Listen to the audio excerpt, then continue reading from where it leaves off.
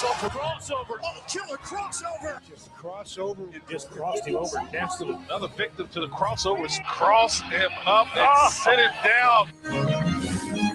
It is time for El Crossover. Hello, Matt Josh. Hello. What up? Not much. Great weekend coming off of it. Was up pretty late watching the Quaker 400. Did you watch the Quaker 400 last night? Is that a boat race? No, I was not watching a boat race. It wasn't a pilgrim boat race. Yeah, that's what I was thinking. No, it was not. Well, you think Quaker, you think of like Quaker steak and lube. Oh, yeah. Good one. Was it a wing eating contest? It was not a wing eating contest. It was not about eating 400 wings. Okay. You can keep guessing. Quaker 400. What do they typically put after? Oats. No. Oatmeal. It's not. He's focused on the wrong contest. No. It's not about the Quakers. The Quakers just happen to be there. Not about the Quakers. Not about the Quakers. It's about the 400? It's about the 400. What would one do in a 400? Oh, this is a relay. You were watching relays? I was watching track and field. Like a super football game. Like 4 football fields. 400 football games? Oh, yeah. It's instead of 500, it's 400. It's 400 football games. Have you ever been to the Quaker steak and lube? Jackpot. I don't even, is that like a mechanic? Well, I don't know what a. No, what a, it's a restaurant. Pleasure, delicious wings. You can go over there and gamble. I don't like the word lube at the end of a place in terms of where I'm going to eat my restaurant. You'll get used to it. It's a fine restaurant. Yeah, it's okay. Do they have steak? I hope they don't have a lube. No, they have plenty of steak. Do they? Yeah. At Quaker Steak? Wait. Just get wings. Yeah. Okay. That's what they got. I'm kind of winged out right now. Oh, that's fine. You and have to get them now. And if I'm honestly too, like I'm burgered out. Like I'm done with. Okay. I'm done with burgers. What's our next phase? I don't know. I've been really into chicken tenders. I'm done. I'm done with my Momofuku. I'm done with. Well, that's the David Chang restaurant. Oh, I'm familiar. You're done with it. You could buy his noodles and his sauce and like ramen. Yeah. And so, scammed. Well, no, I didn't get scammed. I'm just like, I've now had like 8 packets of it in the last, 2 weeks. I'm like, all right, I've gone through my noodle phase. So no, noodle phase is over, burger phase is over, and wing phase is over. Yeah, but chicken tender phase is kind of. I'm all in right now. Okay. Every time I see chicken tenders, I'm kind of fired up. Chicken tender season. Exactly. That's kind of where I'm at. I went to a Dairy Queen for the first time. Shortly, it will be soup season. Can I ask what you paid for your Momofuku package? It was $10 for 4 packs of noodles. Okay, that's not bad. But they're like high quality. They're nice. No, noodles. I've ate at Momofuku. Yeah, I know that it's good food. It's maybe one of my favorite meals I've ever had. I boil them. You boil those things. Yeah. And they come with their own sauce. And then I got the chili sauce, and I put it in there. But yesterday I put too much. And Chili it got hot. P? Yo, Chili P. What is that, the Drake thing? That's it's Breaking Bad reference. Oh, yes. He says the B word all the time. He does, but have you only Spark Notes? I've only Spark Notes kit, yeah. How did you know the holes were there before you took off the tape? Can I ask a question? So this, I think, occurred before I left. I left on Wednesday. Matt was on the far end. Yes. And then now he's just here, just sort of taking space away from me. I feel like I just got pushed over into this corner here. I like to throw my weight around. Okay. Do you do your show from the middle, though? I do my show from the middle. Okay. Because he can't see me if he's up against the wall. I can't. Also, that microphone's a little touchier than the others right now. What do you guys think?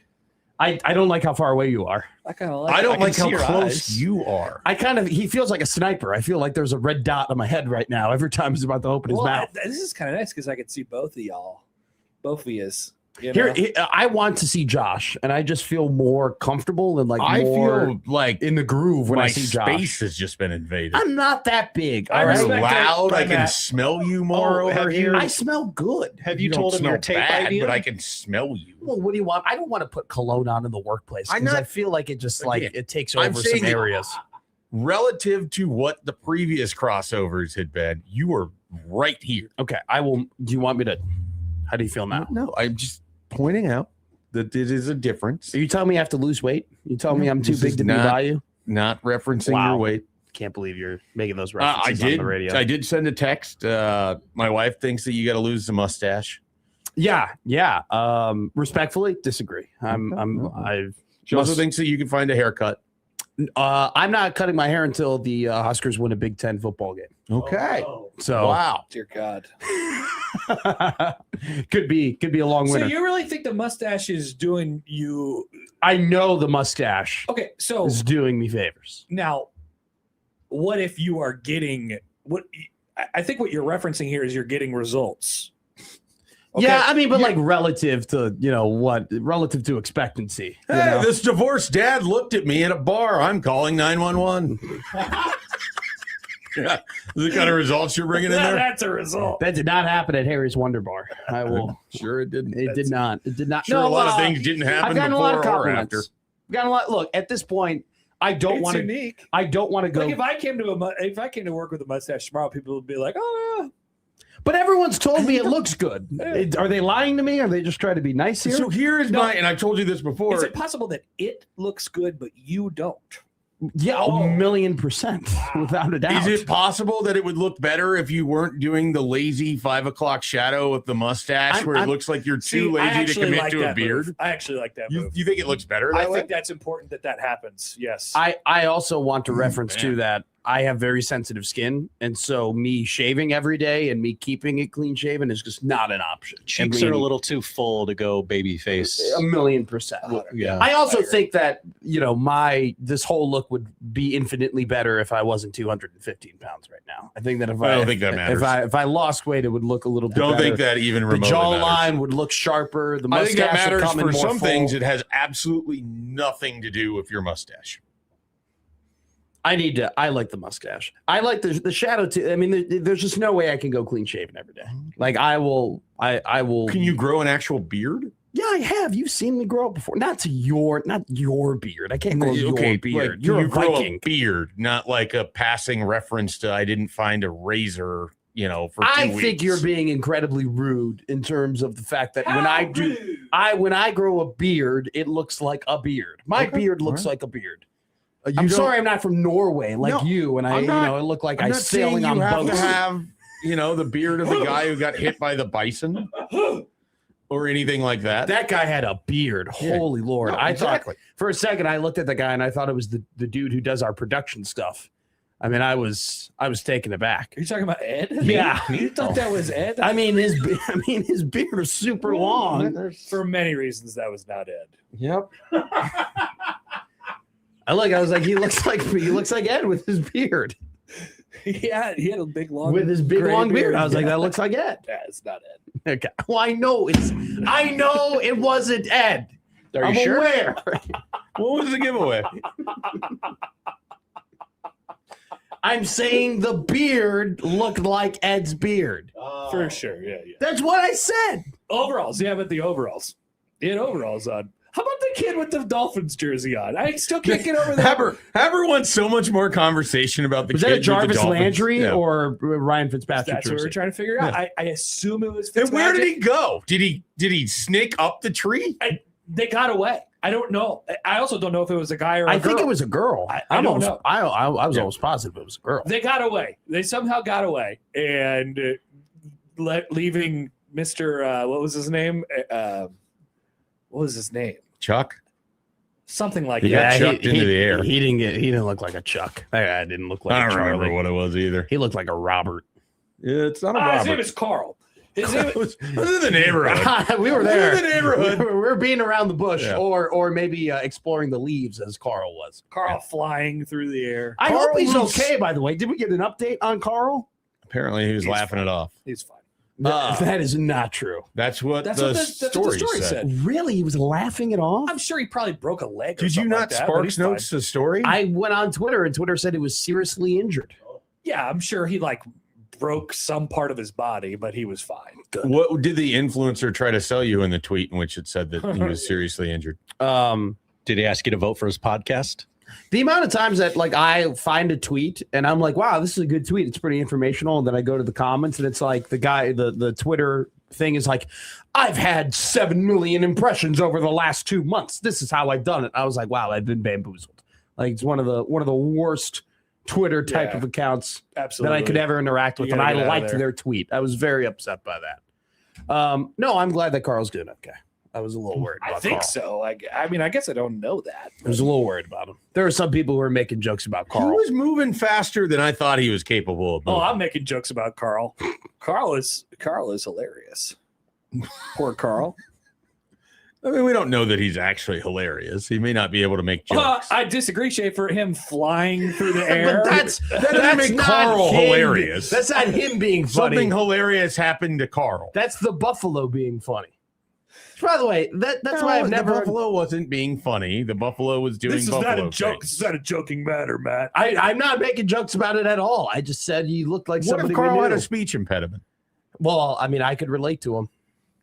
It's more a reference to everyone getting mad about Happer and the tortillas. Yeah, I was making fun of the tortillas guy. That guy doesn't have a speech impediment. Thank you. He just did. He's just Tortillas. Guy's just a dummy. That's just what he is. And then he goes, then he had the audacity to be like, So- I did this for you. The photographer who did this video, he said, quote, he was in a lot of pain with his leg, and otherwise he was conscious the whole time, in good spirits, joking. He's like, one hell of a hit, So eh? that gave me the immediate free pass to absolutely roast this guy. What is your He got flung up into the air by a bison. 10 I don't feet. think that's roasting. You're just saying what happened. saying what He happened? had a long white beard. He was wearing overalls and he was running around in circles around the trees. Again, if he's that's not more play-by-play. I can make fun of him, and it's great. How would you What have a video. handled the situation? Do you think you would have landed the plane?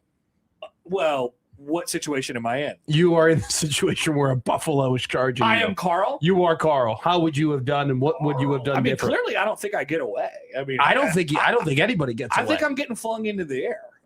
So I think the same result happens to me. Would you have been laughing? Now, if I'm Carl before that, I'm probably not quite going. If I'm close Carl to before that, I'm not there. I'm at a What pool. Dolphins jersey is your wife wearing in this scenario? Oh, great question. Jalen Waddle. I think. Laramie Tunsil. Oh, good one. Good pull. Yeah, good one. Laramie Tunsil's been everywhere in the NFL at this point. Ever since the gas mask, he's had one hell of a career. No, I think. Do we think Carl? That was draft night. By Do the we way. think? Yeah. It Do we think the best? I know. Ever since How draft many night, it's been teams has he been on? Three. He's been Everywhere. on. No, Miami, Uh-huh. Houston, Washington. Yep. He's been all over. He's been traded twice. He's played in both conferences now. He's been traded twice. That man has been in 3 of the possible 6 divisions. I'm almost, they're in 8 now. I'm almost positive that he's been traded for like 3 first-round picks at this point. He wore a Josh. mask one time. He was a gas mask guy. That's Laramie what happened. Tunsil He transaction was a law. gas mask. He was a Yeah, but gas you mask said guy. ever since the gas mask, which is literally the beginning. I of his know, career. ever I since thought his the bigger career thing started, was it's that been crazy. he basically admitted that envelopes of money telling him where they needed to go to pay for stuff would show up at his house. Let's go to the I transaction. thought that log. was the big thing with Laramie Tunsil. Pretty sure he's been traded for at least one, probably maybe even 3 first-round. He was draft picks. accused by his stepfather of having accepted improper benefits from sports agents. dope. Where did he play college, Mike Schaefer? Ole Miss. Okay. Yep. Yeah, that checks out. He would be an SEC. Yeah, no, player. it was. All right, so 4-year deal with Miami to start his career. Got his 5th-year option for 20. Traded with Kenny Stills Kenny Stills, what a name. for Johnson Batamosi, Yeah. Julian Davenport, a 2020 first, a 2021 first, and a 2021 second.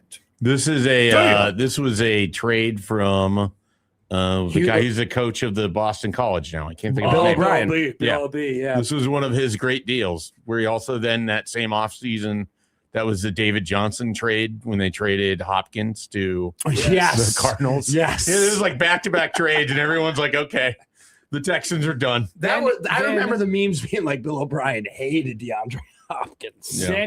Then he was traded to Washington from Houston with a 2025 fourth, which ended up becoming Jalen Lane, for a 2026 second, Oh, okay. a 2025 third, which ended up becoming Jalen Noel, a 2026 fourth, which ended up becoming Fabichi Nwaiwu, and a 2025 seventh, which eventually got traded. So he's been a part of 2 trades. He's played for 3 teams.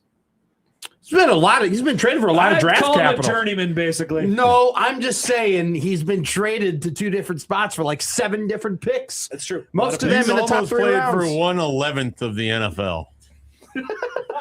For a guy that good, can you admit for a guy who's that good, who's worth 2 first-round picks, 2 second-round picks, 2 third-round picks, you'd think he'd be on more than he'd be on 1 team forever. Yeah, or at least 2. He's been on 3. For a guy as good as Stephon Diggs, he's about to be on his 6th team. And he's probably better at his position than Laramie Tunsil was at his. Where is he going? He's going to sign with somebody. I've had no interest in where Stephon Diggs goes and plays his football, but he did have 1,000 receiving yards. I love how they do this on the Spotrac thing where they have the age in the exact day. Oh, like so he's 31 years, 11 months, and 11 days old. I wonder if there's anyone who's the exact same amount of days old as me. They do that on the Pro Football and Pro Baseball reference. So they were born on the same day in the same year? Right. I guess they'd be born on the exact same day. You can look that up very easily, I feel like. NFL players born on I don't know your birthday. Getting pretty old May for 25th. NFL guys. Yeah. For NFL, no, there's how many 34-year-olds are there in the NFL? Great question. I would how many 34-year-olds would you guess are in the NFL? I would more than 100. You think no, not more than 100. 1,500 players in the NFL. Oh my God! Look at this beautiful feature on this beautiful website. Players born before a date. All right. Whoa! How many NFL players were born before my birth? Active NFL players were born before my birthday. I would go with 85. So we're saying 34 and older. 34 and older. Yeah, I feel like before my exact birth date, May 25th, 1992. Okay. I'll tell you the answer, and I'll tell you who the closest is. Now, there's a couple that probably won't be active this season, but are currently still "quote unquote" active. I think it's Aaron Rodgers. 135. Yeah, I said more than 100 was You're my right. guess. You're correct. The answer is 92. Oh, I was close. My original guess was correct. It was 85. The answer is 92. I should have stuck to my guts. Now, Phillip Rivers is not going to play this year, and that doesn't count. Yeah, he would be the oldest. There's a couple guys. There's going to be a lot of guys that turn 34 during the season too. So I know we stated it from his birthday. I didn't do. Yeah, we did the birthday thing. Matt and I were in a different conversation. We were in a as we often are. Classic. Rob Havenstein is the closest to my birth date. Who's older than me? He was born. Is Rodgers the oldest player in the league? Before me? Yeah, Rodgers is the oldest guy in the league now. I think I feel like I would have a pretty good shot at somebody being born exactly on April 5th, 2002. April 5. Well, so let me do April 6th. Yeah. So 2002, my God. Are we doing this again? It surprises me. We've worked together a year and a half. Every time. Sorry. Every time. It surprises me every time. It always freaks people out when it starts with a 2? Yeah. It always freaks people out when I tell them I was born after 9/11. It only lists 500, so I can't do it. Can you do the specific date though? Yeah, I did it. That's what I did. It only organized by here. Like, click there. But you see, it only lists 500. This is the problem. You need to be able to reverse the list. Yeah, reverse it. What are you talking about? Put your thing down, flip it, and reverse your microphone. Okay, do it and then scroll all the way to the bottom. It only does 500. Oh, okay. Okay. It only does 500. Can you expand it? It only takes me to 1996. I wish I could. I wish there was a page 2 on here, but I cannot do it. What about you, Shafe? That was a real dad bone. October 12th, Go your 1987. There might be, let's see, 11 players. October what? 12? 12, yeah. 1987? Yeah. Okay. Do we think there's more than 11 players? That's the number I'm throwing down. Yes. 19. Great number. 38. 19. Are we counting Phillip Rivers or not? Not counting. We're not. All right. The number is 13. Oh, Here they are. that's pretty good. Aaron Rodgers, Mercedes Lewis. Yeah. Well, does he count? I don't know if half these guys count, to be honest with you. Go ahead. Frank Gore. Matt Prater. He's still. Did he quit? Wasn't he on Buffalo? Yeah, he was still on a team last year. Did Nick Folk quit? I don't think Nick Folk, anyone's letting Nick Folk kick. Did Wasn't he on your team? Did Flacco quit? Flacco's still going. Flacco is he's still going. going. Yeah. Flacco is still playing. JJ Jansen, who's a center. That sounds made up. Nope. That is John- the most center name, by the way. John Weeks, Thomas Morstead. Is he still going? Don't think so. Man, Morgan Cox, Josh Johnson, Calais Campbell, Graham Gano, Andrew DePaula. There's That's probably your about list. 6. There's It seemed probably like they're gonna 5 be who on actual active, yeah. play.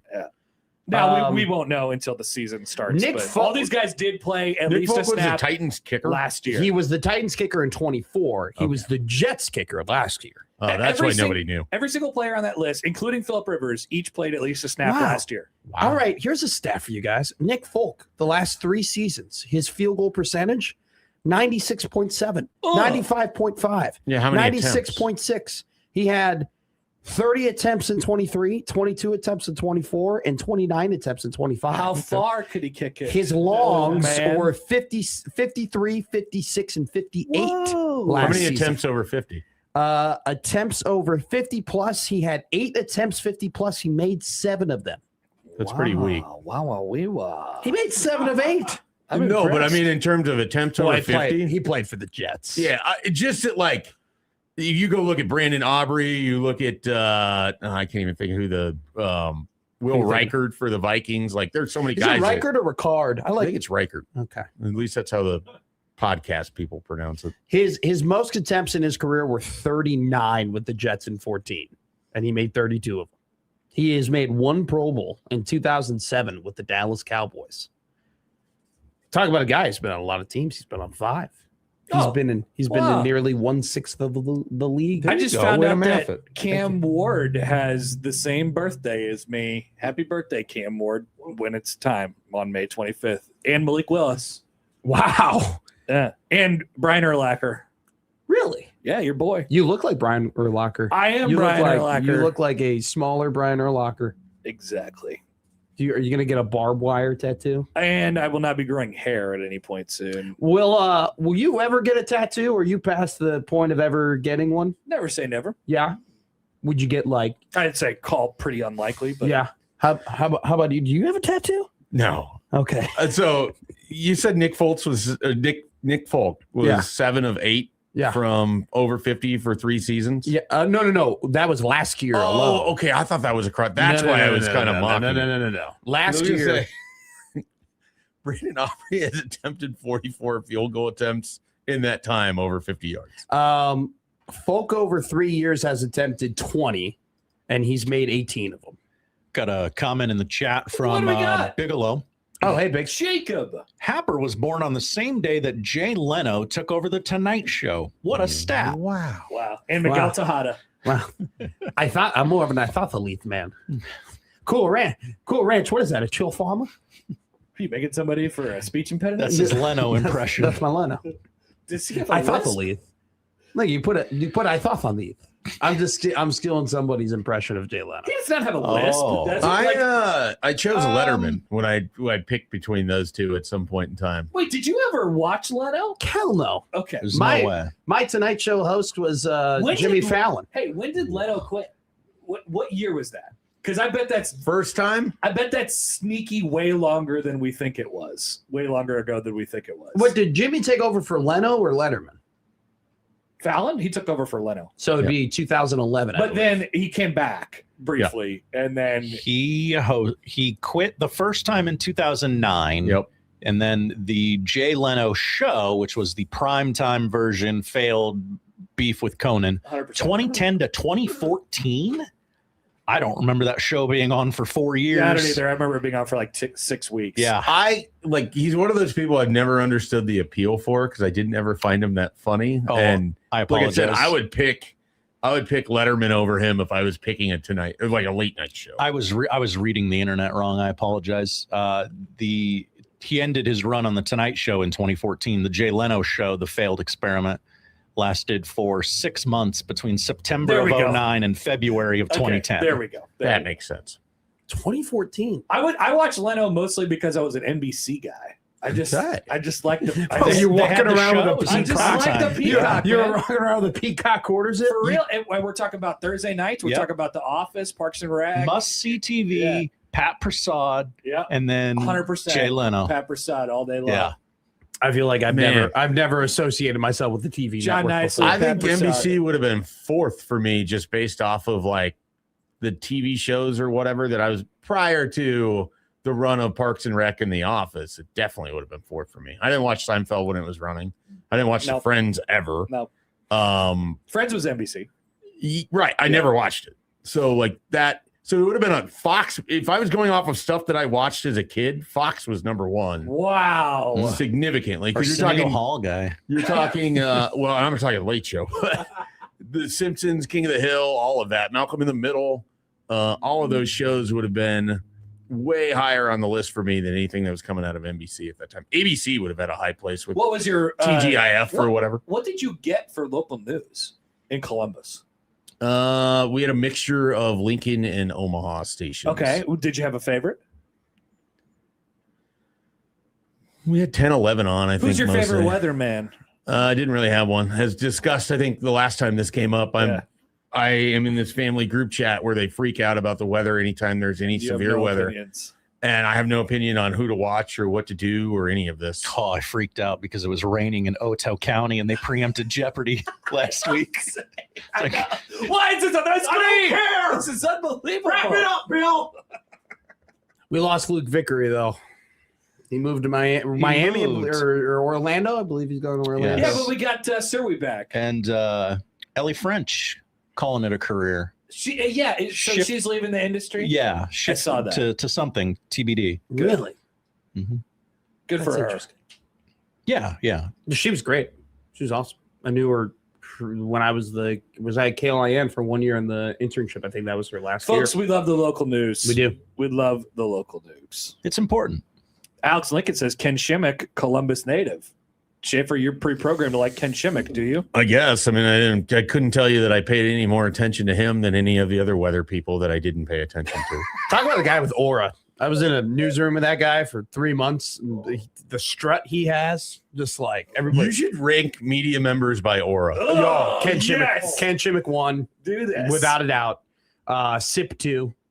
Sipple does have more. Sipple's got so much aura, man. Like, that ranking across other people's rankings would be a fantastic thing to follow. Yeah, as it just ebbs and flows. Sip 2, because like it's not that Sipple has a strut. It's actually the opposite. Like he doesn't have a strut, yet it just commands a lot of attention. He's always surprised by things. Sipple He's has to be number 2. self-jostling at a level that doesn't even seem sustainable. So disheveled.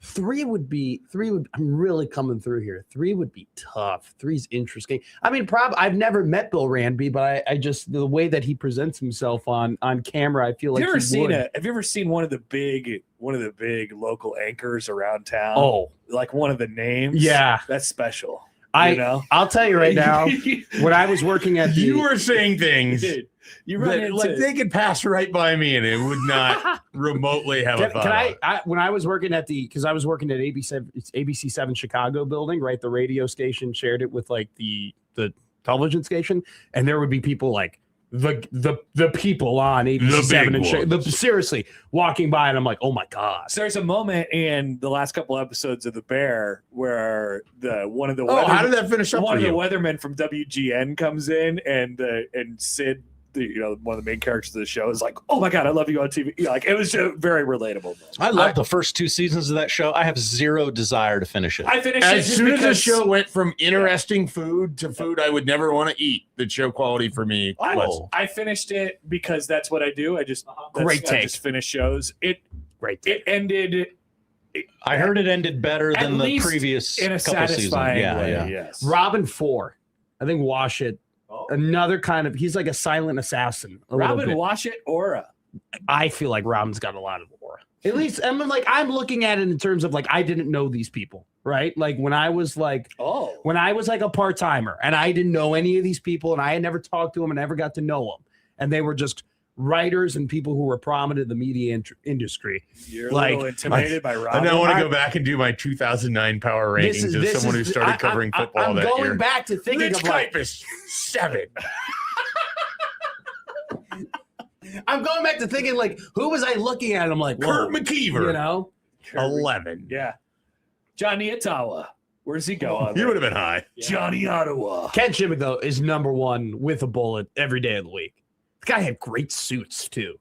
Like, I'm pretty sure they dressed around Ken. We love the local news. You know, like, What does that mean? well, because they have to kind of pair up. Like, they got to wear the same color tie or like the same, like, these whatever. are things that I don't know. Like, don't think there has about. to be a color Haber, when are you coordination. going to sit in for Lauren? Great question. We had Andy on last week, and we really should have asked him. Yeah. He will do it. This Oh, would have been man. the perfect time Yeah, as well now's the because time, nothing's summer. going on. That was a very fun interview last week. It was. We do this thing with Andy where we don't talk about sports, and I don't think Andy could be happier Yeah, about he it. seems like genuinely thrilled to be having these conversations with us. Like he is. It's almost Andy's like your neighbor. it's almost like when I do ask Andy a sport question, he's a little disappointed. He's like got the great tone, guest energy. the tone is not the same. Where it's like we talked about Happy Days for 11 Unfortunately, minutes, this and he does- was fired up. Unfortunately, this does take away from his aura effect.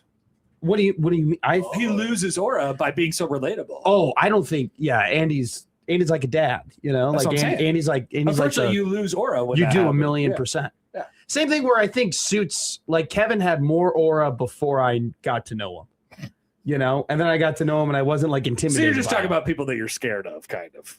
Once again, I'm just basic. Sybil's- Aura Sybil is scared you that much? That's what kind of aura is, though, where it's like you're I a agree little, with you. like you talk about Rick Pitino having infinite aura. Oh. Like, aren't you a little? Rick Pitino walks up to you. Aren't you a little intimidated by Rick Pitino? No, because I've seen him in a world where he just is holding court, like in a coffee shop. He's just absolutely letting it rip. Is he like You Joe? feel like you could go up to him and be like, Rick, what's going on? is I he love you. is he like Joe Pesci's character in Goodfellas? I haven't seen that. He's just kind of letting it fly. You haven't seen Goodfellas? I shouldn't be doing this to you. That's the pot calling the kettle black there. Have you actually seen Goodfellas? Yes, I have. Okay, good. like the movie. Yeah, I started The Bourne Identity yesterday. Well, that's a terrible movie. That's a horrible idea. Why are you doing that? Well, because we have top 10 Matt Damon movies tomorrow.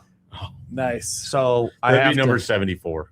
I have You should to watch School Ties instead. I am watching Josh watched Rounders. What a movie. dude, What a movie. Yeah. give that man his money. What a Sorry, John. I forgot. Everybody just sort of disappears at the end of that movie. That's Yeah. right. Really, no conclusion for Edward Norton or Gretchen Moll's You characters. don't know what happened to Kanish or whatever? Joey.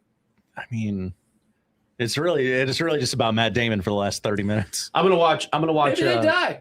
I'm gonna watch The Bourne Identity. I'm gonna finish The Bourne Identity as soon Good as I luck. get home today, and then I'm going to end up watching Air. You should listen That's a good to one. your 90s book while you're watching Born Identity, and you I'm won't okay. miss anything. How about We Bought a Zoo? No. That's on the list. Dear God, why? Because Terrible list. I love We Bought a Zoo. What? It's not your dream, Dad. It's a good dream. It's a good dream. How about downsizing? I refuse to see that. Whoa, that was I absolutely that was refuse to see tough. that. I'm listening to some terrible Matt Damon that movies was right a tough, and I like Alexander Payne. That was a tough. Euro now. is My your- dad was in that movie. Could I? How dare you? Do you think I could squeeze in a Euro trip viewing tonight? Your dad was in Yeah, your Downsizing? trip's like 90 minutes. Okay. Like what scene? Yeah, they filmed in Omaha. Well, no, I know at that, Omaha but- Steaks. He worked at Omaha Steaks at Okay. the time. He buzzed by with a cart at some point. Other than Scotty doesn't know, is Matt Damon a prominent part of Euro Trip, or is it really just that Not at all. scene? He's in That's for it. That's literally it? just that. He's Okay. just the singer. Yeah.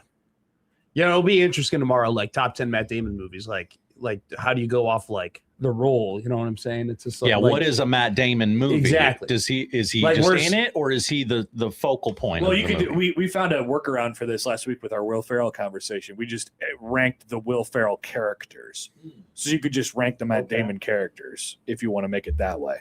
I kept watching clips of Will Ferrell on the All the Smoke podcast, and I was just laughing Whoa, hysterically. he was on that. Yeah, Yikes! Who's which one is that?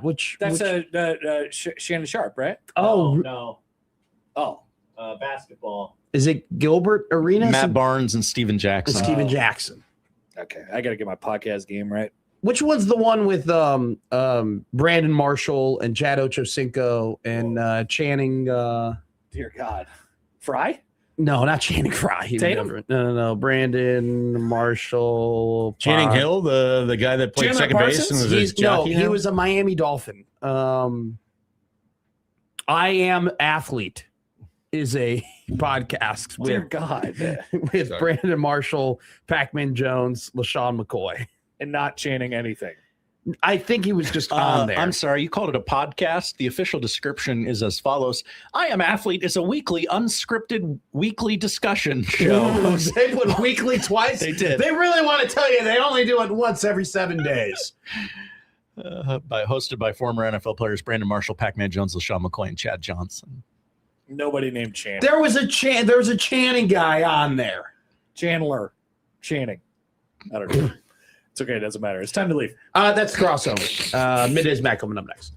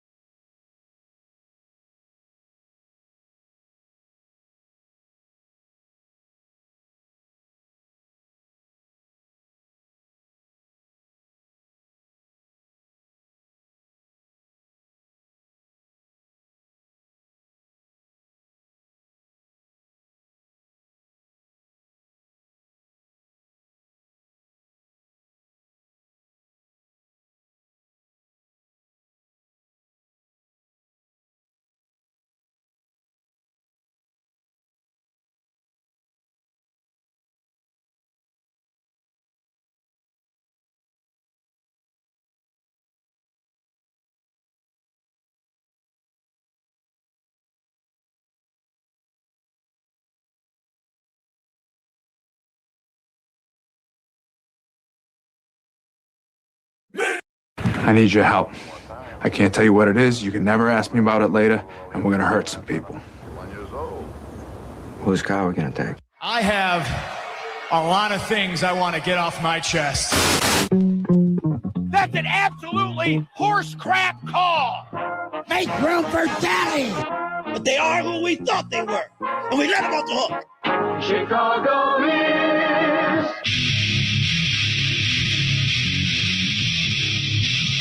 This is Middays with Matt on 1620 The Zone.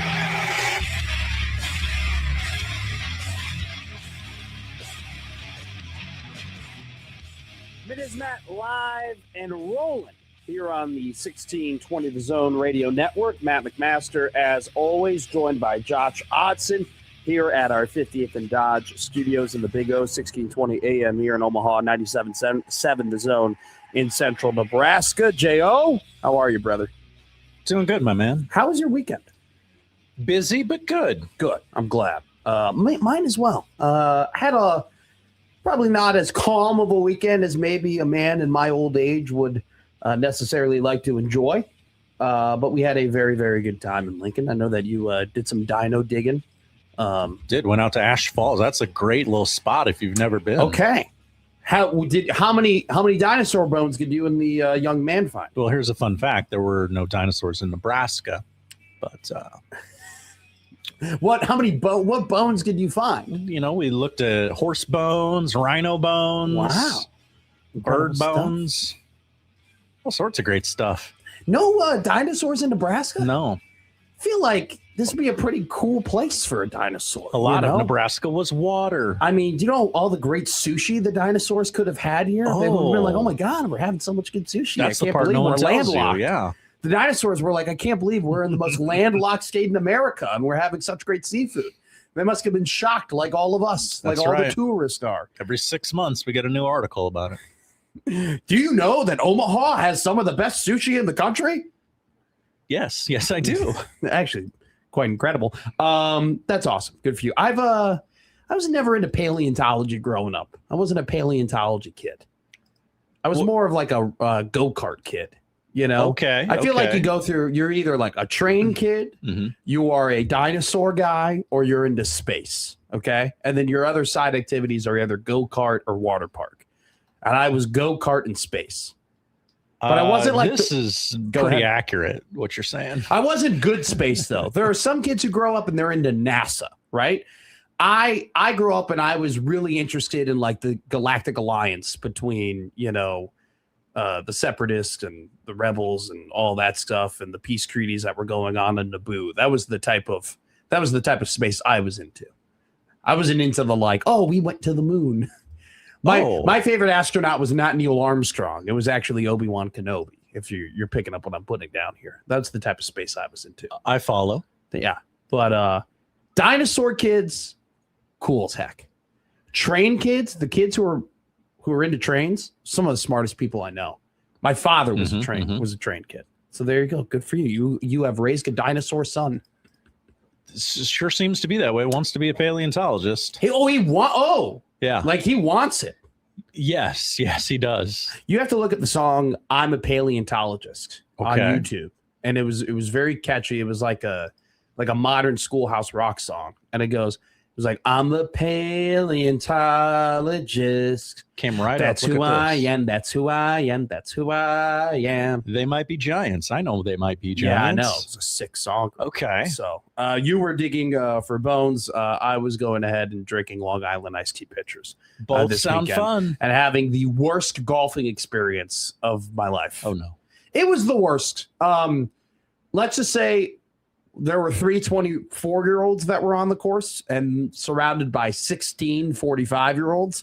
And somehow we were the adults playing 9 holes at Hidden Valley Golf Course. Got a comment from Connor Happer listening in his car. Oh, go ahead. Buckle that seatbelt, Connor. What about trucks and planes kids? I didn't know too many trucks and planes kids. You didn't know the kid that always had like 3 Hot Wheels in his pocket, no matter what? No, I did not. Oh. I didn't really grow up like there weren't a lot of car kids around me. I knew one kid who was really into cars. Is it because Chicago? You just walk, you take the train everywhere. Yeah, well, I mean, he was his name was Thomas, and Thomas ended up moving to Arizona, owns his own garage now. But like, he turned his love of cars into it. He did it. Yeah, I mean, he was an ass in grade school. I mean, he was one of the worst people I've ever met. But he was really into like spoilers and Hondas and drift cars and all that type of stuff. I didn't know too many truck kids. I knew a lot of train kids. I knew a lot of kids who were into trains. That tracks. My dad tried getting both of us into trains. Like he bought like a nice train set. Oh, yeah. Like he had a dream of like building a train town. Like we build the buildings and the track goes through the town. Okay. And everything This is like telling me that. a lot more about your dad. Like that was what my dad was into. And then my mom bought us a galactic starship, and it was over. It was over. There was nothing he could do about it. There was just absolutely zero. He had no chance. And then came in like our faux Millennium Falcon, and then it was done. We were signed, sealed, delivered. And then I got into sports, and then Chris he kept with it. He got into like fantasy, and he now plays League of Legends. You know League of Legends? You've heard of this game? I am aware of the name. I don't know what the game is. It's one of the most popular games in the world. Yeah. They have like a World Cup for League of Legends. Oh. Like there are people who make millions of dollars playing. No, I don't know if it's Mbappe. I think it's like, Shoe Shiner 27 is like the best support in the world or something like that. I don't know. He says all these words to me and I just nod my head because I want to have a relationship with my brother. But regardless of all of that, glad you had a great weekend. Not a great weekend of sports. Whoa. Definitely a weaker weekend, unless you love soccer. We had, England, Norway went into extra time. Argentina, Switzerland went into extra time. Argentina could have been knocked out of this tournament. It feels like 3 separate occasions, and yet they've just. We got one of the chit chat shows on, and that's all they've talked about is like, should Argentina have been eliminated already? Yes, of course they should have. They have. They're not. That's the point. This guy, he trapped me. He trapped me. Check. You saw Rounders. I was quoting Rounders. Oh, yes. Okay. I can't read them. He's got alligator blood. That I remember that hanging around. I heard a funny story of Matt Damon talking about filming that scene at the end of the movie with him. Sure. And everybody's like, oh, Malkovich is coming. There was this buzz like weeks ahead of filming that scene. And they get down. He does that accent. And he did not tell Matt Damon he was going to do that accent. Oh, really? And Matt Damon is like bewildered across from him, but he doesn't want to blow the take. They yell cut, and the crew like applauds because there had been this palpable like, oh, we got Malkovich to do this role. We're so excited. And Malkovich leans into Matt Damon and he goes, I'm a terrible actor. Teddy KGB.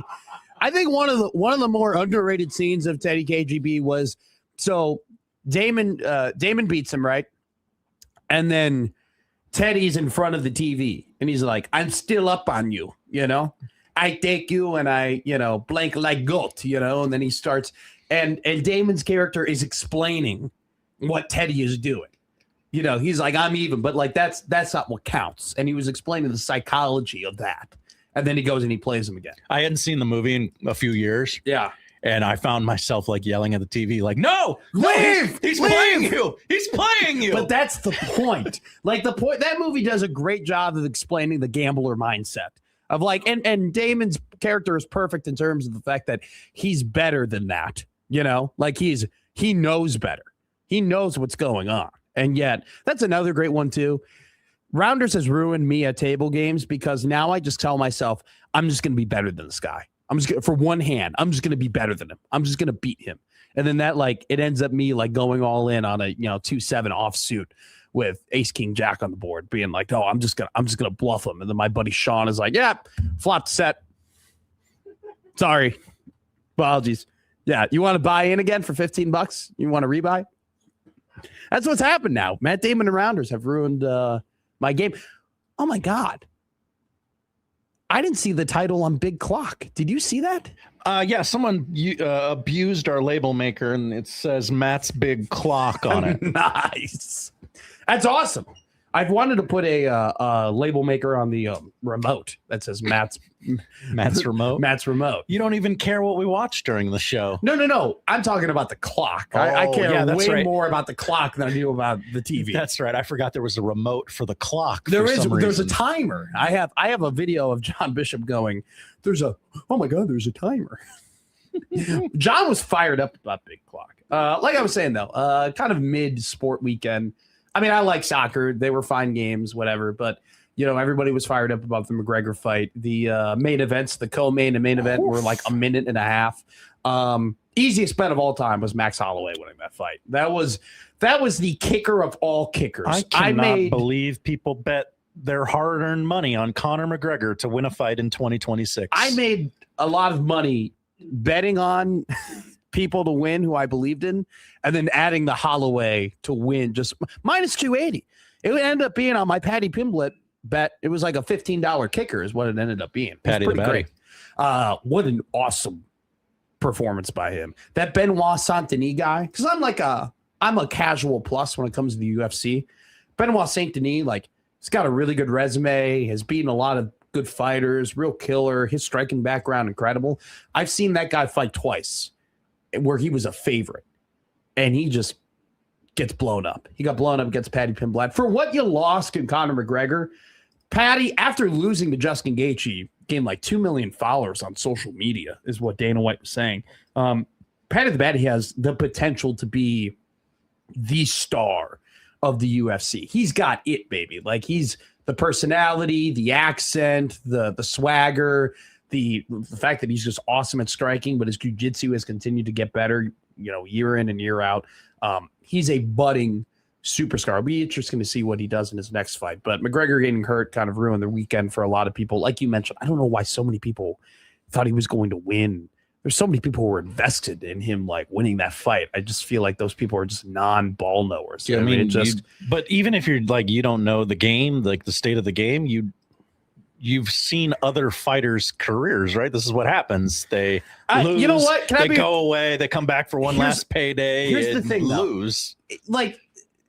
LeBron James fans just root for LeBron James. They don't have a team. They root for LeBron. There's a massive section of NBA fans who don't have a team. They just go wherever LeBron goes, right? Mm-hmm. Conor McGregor fans aren't UFC fans. They are Conor fans. Sure. Okay. So they're introduced, they don't know who Max Holloway is. Drake didn't know who Max Holloway is until they go ahead and Conor's fighting him. And then you find out that Max Holloway is a first ballot UFC Hall of Famer who's beaten some of the greatest fighters of all time, which include Dustin Poirier, Justin Gaethje. He's gone toe to toe with Alexander Volkanovski. Probably won the first fight against Volk.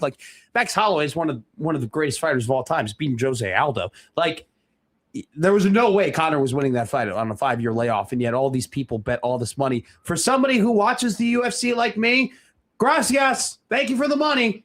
It was awesome. I mean, that line just kept dipping down for Holloway, and I kept betting it, and it was I had a phenomenal time. We're going to have a phenomenal time on this show. We will talk about a mishmash of Nebraska athletes. Rick Mask is killing it in Summer League. Ty Horn and Carson Yassa got drafted, both in the 3rd round of the MLB draft. Horn going 94th, Yassa going 98th. Dylan Carey got screwed. He got snubbed. I cannot believe the Brooks Robinson Award winner for best shortstop in all of college baseball didn't get drafted. Some great stats came from Evan Bland of the Omaha World Herald. We'll talk about that and that ultimate snub. It is the worst day in all of sports because there's no sports going on tonight. There is no organized sport activity. You're going to need what happening to watch tonight. We're watching Matt Damon movies tonight until we turn on the home run derby. But I have a great prop for me and Josh. Your all-time dream home run derby field. The 8 hitters in the MLB's history that you would love to be in a home run derby field together. And then I got all time. You could do of all time. I'm also basing how was their individual home run derby performance as well. I'm kind of factoring in both. So there are some all-time great hitters, but there's also just some all-time great home run derby performers as well in my list. Warren Manuel, it seems like the clock is ticking on his time as the athletic director of Michigan. Woof, indeed. We'll discuss everything that's going on with there. Also, have some interesting points to hit on that I found in today's weekly rundown on Husker Online that things might be getting a little ugly with the volleyball reseeding. We'll do some details there. The odd news at 11:45. Marty Cordero, the Omaha Storm Chasers, will join us at 12:30 to preview everything they're doing at Warner Park. We'll be at Warner Park on Friday for the Zone Night. Robin Washut at 1:20. We got a great show for you today. The Foo Fighters are here on Middays with Matt.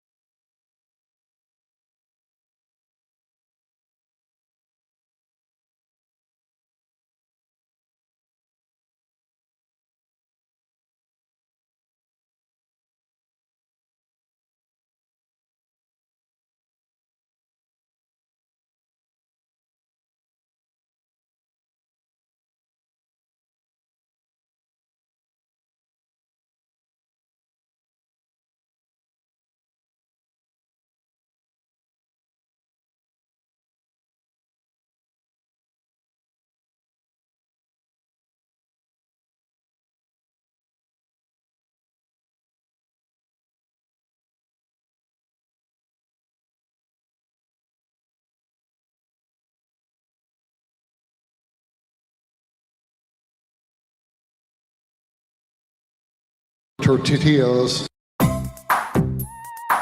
Family Man Josh Hodson. Family Man Matt Mc... You're kidding me, right? They want me to read this? Okay. Family Man Josh Hodson. Family Man Matt Mc... I'm sorry, there's just no way I'm going to get through this. You're listening to Middays with Matt on 1620 The Zone.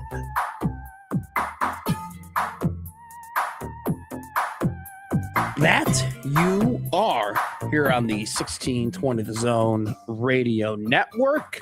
Don't forget to reach out to us on the Equitable Bank Zone inbox. Equitable Bank, they take baking personally. They always pick them on the first ring. And we will be using the Liquid Trucking Zone Twitter feed all day today. We do have a tweet in from KJ. He goes, Channing Crowder was the man who I was referring to in terms of being on the Chad Johnson, Brandon Marshall podcast. They got into a big argument recently, Brandon Marshall and all those boys on that. I believe it's the I Am an Athlete podcast. Is everything okay? I don't know. Those podcasts with athletes just turn into who was better than who during this time, and a lot of yelling and screaming. This guy could never play during my era. I think we might be officially like getting to the point where people are becoming sick and tired of these solely athlete podcasts, where it's just like 2 years ago it was sick, it was cool, it was like, oh my god, these athletes are talking, we haven't heard this unfiltered stuff before, and now it's just kind of, now we're a little bit more used to it. I mean, because there's just so many more people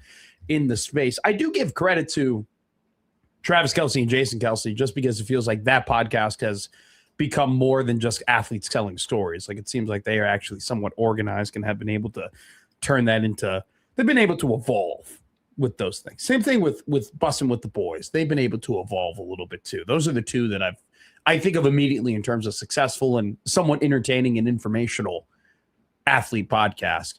All the other ones have just turned into men out of their prime yelling about what they would be now and what they were then and how things would be different if they were still in the league. The youths of today. Yeah, they don't get it. At least that's what they keep telling us over and over again. We mentioned you can reach us on the Equitable Bank Zone inbox. They take banking personally. Matt at 1620 The Zone.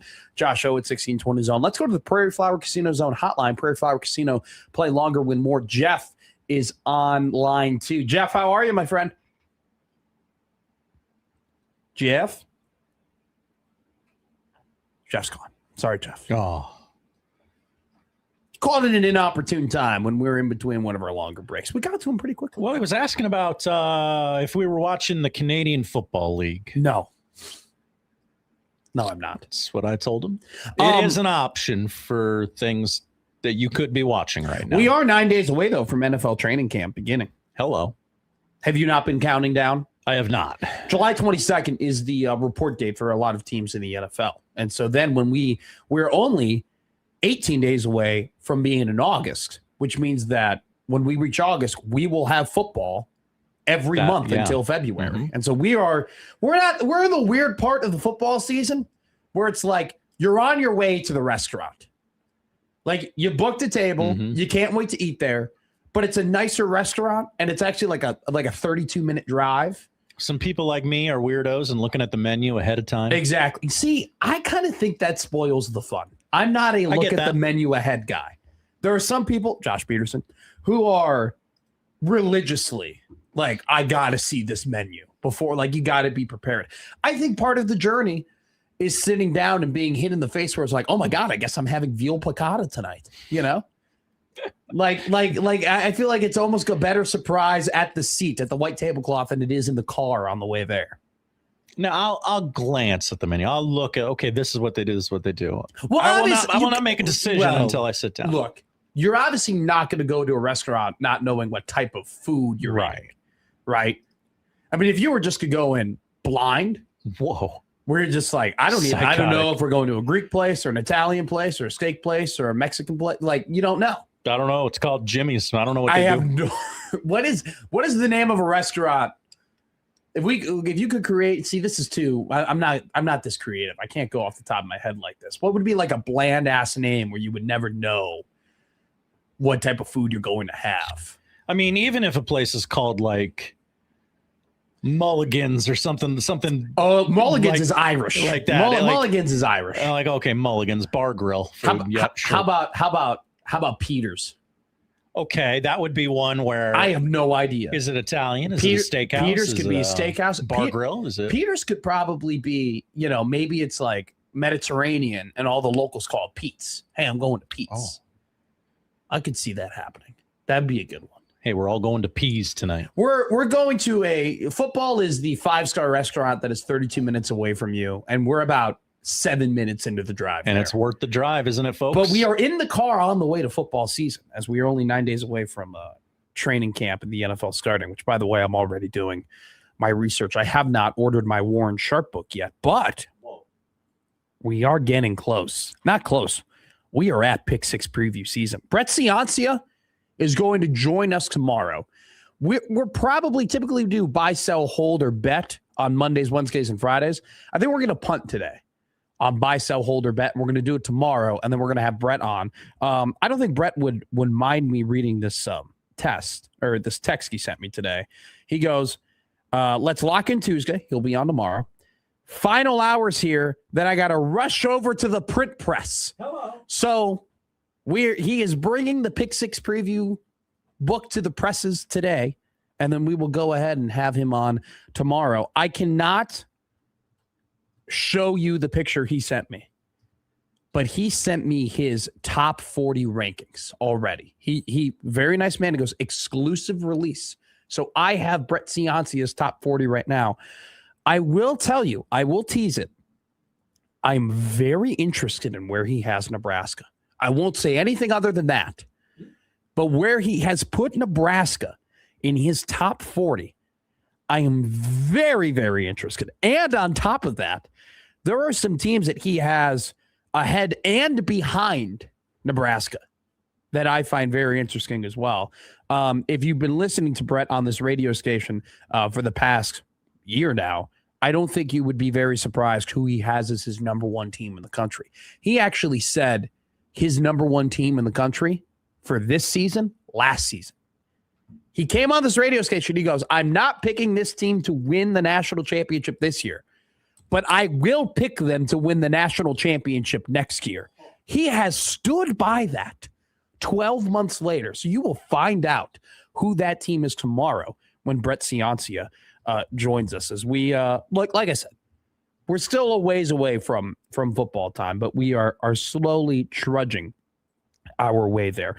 Let's go ahead and let's go a little mishmash of Nebraska sports here, because there's been a lot of things that have been going on. First off, you want to start in the summer league?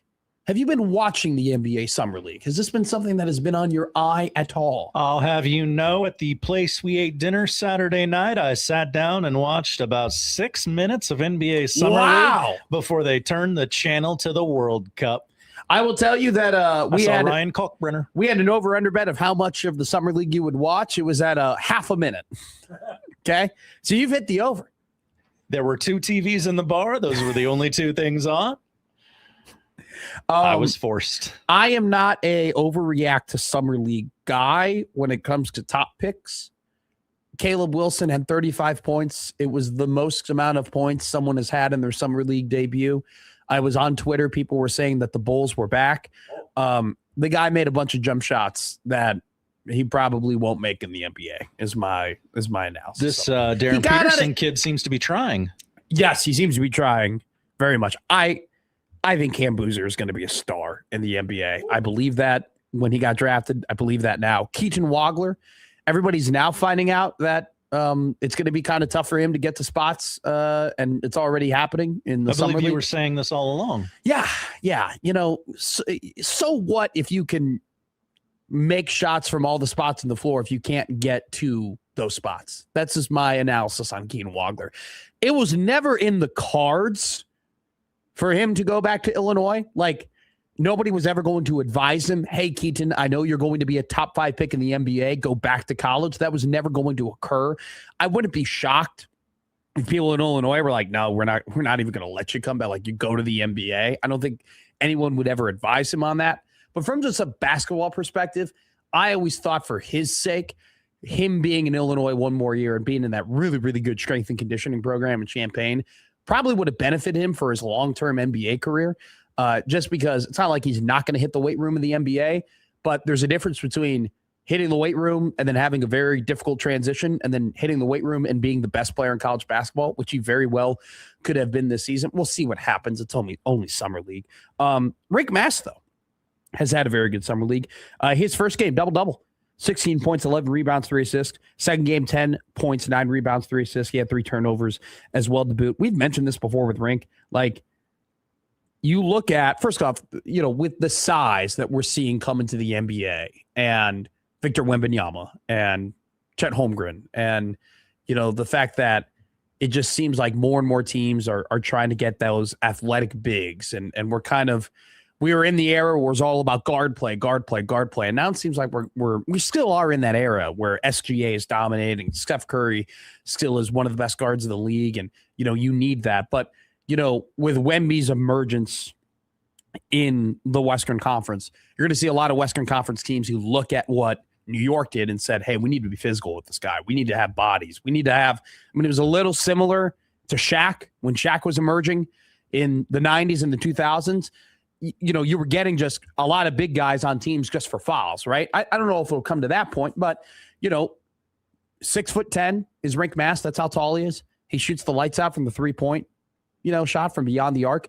I've always felt like if Rink could do the little things better, in terms of rebounding, in terms of defense, in terms of being just more versatile, in terms of who he can guard across the floor, he was going to have a shot at having a cup of coffee in the NBA, maybe playing a couple seasons in the NBA.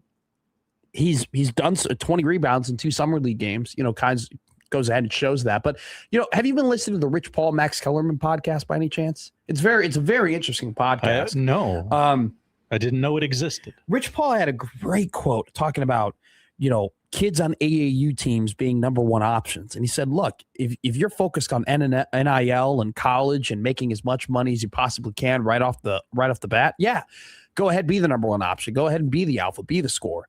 But when you get into the NBA, it ain't going to be about, there's only 30 number one options is what he said. There's only 30 guys who are the top scorer. You got to do the other things. You got to play defense well. You got to move the ball well. You have to rebound well. And, Rink is just not going to be able to do what he did. Like, he's not going to get the opportunity to do what he did in college in the NBA. They're not going to run the offense through him. They're not going to, run a high screen pick and roll with him. They're not going to use him as a passer and as a top option in the NBA. That's not going to happen. But with his skill set, if you can do the other things really well and become that role player with his ability and his size and physicality, he could, be a piece on an NBA team.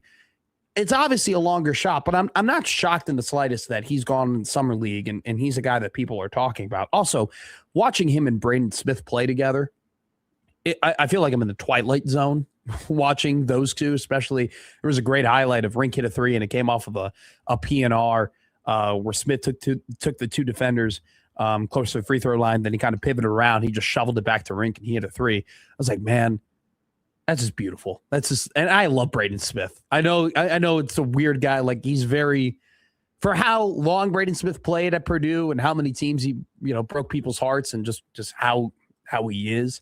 He's a very easy guy to be unlikable. He was one of the more unlikable guys in the Big Ten. I've always loved his game. I always enjoyed watching him play. And he's a Bears fan, so he gets bonus points from me. So Rink going ahead, killing in the summer league. 2 draft picks for Nebraska baseball. Funny, both in the 3rd round, both 4 picks apart. That's just quite the coincidence, honestly. Ty Horn and Carson Yassa were the 7th and 8th Husker pitchers drafted since Will Bolt. Rob Childress definitely over the last couple of seasons has done a phenomenal job getting arms ready, developing arms, and getting them drafted in Major League Baseball, along with, of course, Will Bolt. It was awesome being a Cubs fan, having Carson Yassa drafted to the Cubs. Got multiple text messages from my Cubs fans in my life, from my friends who are Cubs fans, being like, hey, give me the scouting report. I was like, this is cool. This is dope. Awesome. I saw this guy play. Sky's the limit for Carson, just in terms of, 98 to 99 mile an hour fastball, 6'7", phenomenal frame, 250 pounds, already has that great curveball, as we all know. Be interesting to see, can he add a third, can he add a third killer pitch, right? And if he can do that, I think he has the potential to do some really great things in Major League Baseball. And then obviously just Ty Horn, a bulldog on the mound for Nebraska in his career. Congrats to him being drafted by the Cincinnati Reds. One of those, once again, happy that Carson, yes, is a Cub, and then you're like, of course, the other Nebraska guy got drafted into the Cubs division. One guy, snub, I mean, might be a light way of putting it in terms of what happened to Dylan Carey, who was not selected at any point during the MLB draft. The expectation for Dylan, and Evan Bland of the Omaha World Herald wrote a phenomenal article, kind of just breaking down the entire situation. The expectation was that Dylan Carey was going to get drafted somewhere in the first 10 rounds of the MLB draft. And he will end up getting signed as a free agent. I haven't seen yet if he has been picked up from a Major League Baseball team from a free agency perspective point. But the fact that he didn't get drafted at all is baffling. And it was quite incredible to see all of the people who cover Husker baseball and who follow this team in a very close light just be as shocked as the general public as the fact that the man who won the Brooks Robinson Best Shortstop in College Baseball award didn't even get picked in the Major League Baseball draft. Evan Bland wrote on the Omaha World Herald. So this is Brooks Wallace, my apologies. The Brooks Wallace Best Shortstop award. Evan has this great stat in terms of how rare this is for the Brooks Wallace Award winner to not be selected in the MLB draft. This is from Evan Bland. The unpredictable development bucks a trend of Brooks Wallace Award winners as early draft picks. Of the previous 16 honorees since the distinction began, focusing specifically on shortstops, 13 were eventually top 100 choices. Only one was taken lower than Carey, and Pepperdine's Zach Vinceg, who was selected in the 37th round in 2012. Okay? 37th round in 2012. Only one guy has been selected worse than Dylan Carey, which is absolutely phenomenal. I mean, just absolutely insane. Now, Evan writes very early on in the article, he goes, it was supposed to be a draft day celebration for Carey, and it's going to turn into another draft day devastation. There's no clear reason why. And then he reveals later that various hitting metrics didn't play well in models and offset some or all of his in-game production this spring. Dylan Carey had 300, hit 353 batting average. Guy can play. You've seen it on the field. His on-base percentage is 428. His slugging was 622. He hit 15 home runs. He had a 1.050 OPS. He's one of the, if not the best defensive fielders at the shortstop position in the country. I don't understand.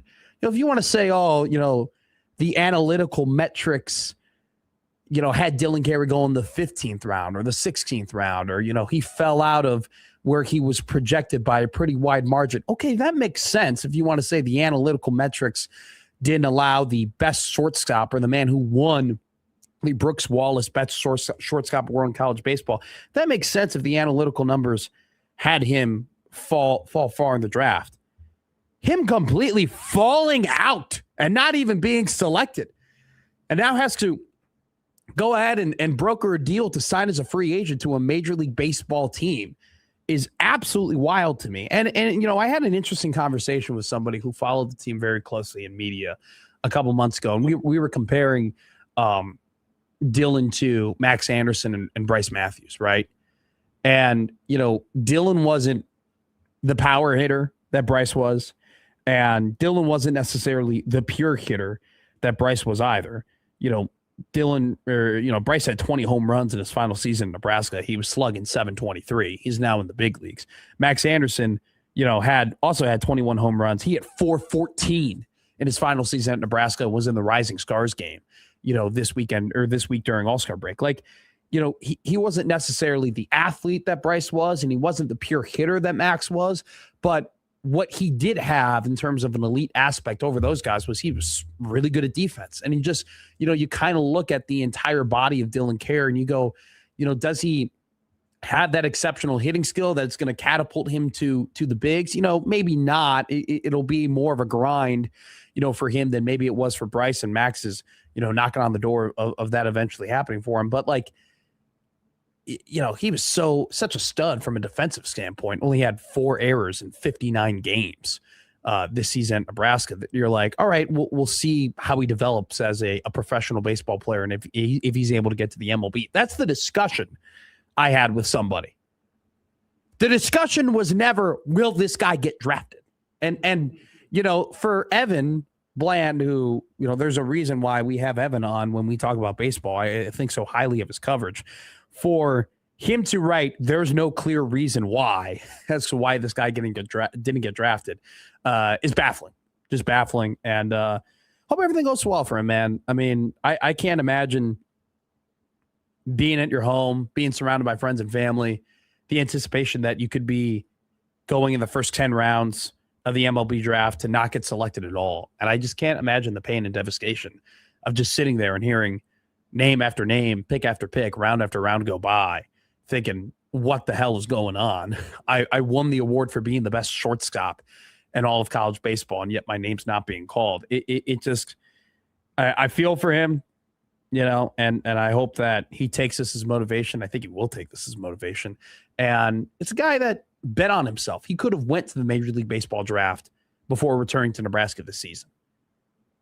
Could have gone last year and decided not to. Came back to Nebraska and had a phenomenal season, was the catalyst, not only just offensively, but defensively, for this team to accomplish a goal that, say what you want about Anderson and Matthews and everything like that, and the phenomenal prospects they are, Dylan Carey did something that they weren't able to do. He led this team to host a regional in Lincoln, a phenomenal accomplishment for a player like that. And for him to, kind of end his Nebraska legacy on a pretty high note, leading the team to get there, and then to sit there and win the Brooks Wallace Award and be the best shortstop and all that type of stuff, thinking, all right, my gamble paid off just for you not to get drafted.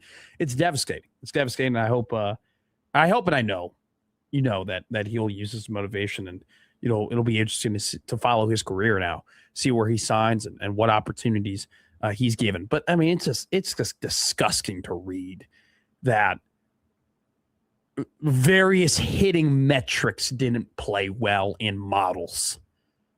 Want to vomit, just watch baseball. Like the guys, like once again, I said it. This guy goes from maybe an 8th round pick or 9th round pick, and the models go, oh no, he's 17th, 18th round. Okay, fine, whatever. For him not to get drafted at all is ridiculous. Alrighty, let's go ahead. A man has spoken on Twitter that I didn't think would speak today. Warren Manuel. Have you read this? Have you seen this? Have you heard about this man? I have read a quote. Hold that quote. Can you hold that for me? Just hold it. Okay, just hold it. Hold the quote.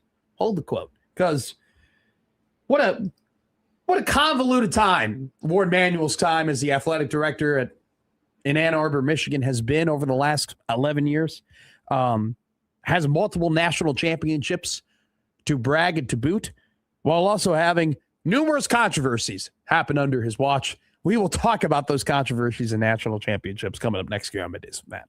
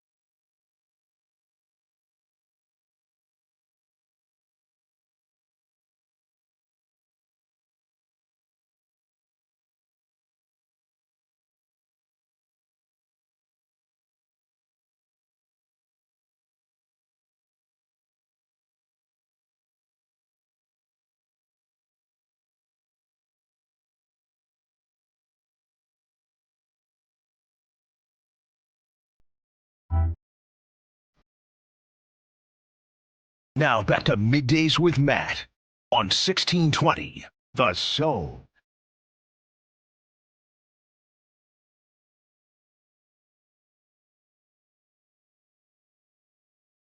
Middays, Matt, 1620 The Zone. Josh, before we went to the break, so to hold something. Have you been holding it? Oh yeah, been holding Both hands? just one. It's pretty small. Yeah. Oh, okay. But most people Firm grip. Yeah, but most people would say it's very big. It's very Average. Yeah.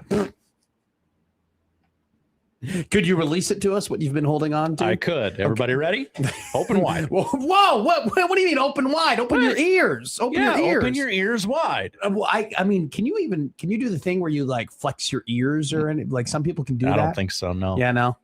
I don't know why. Whenever didn't Alfalfa do that in the what was that one thing where they raced all the cars?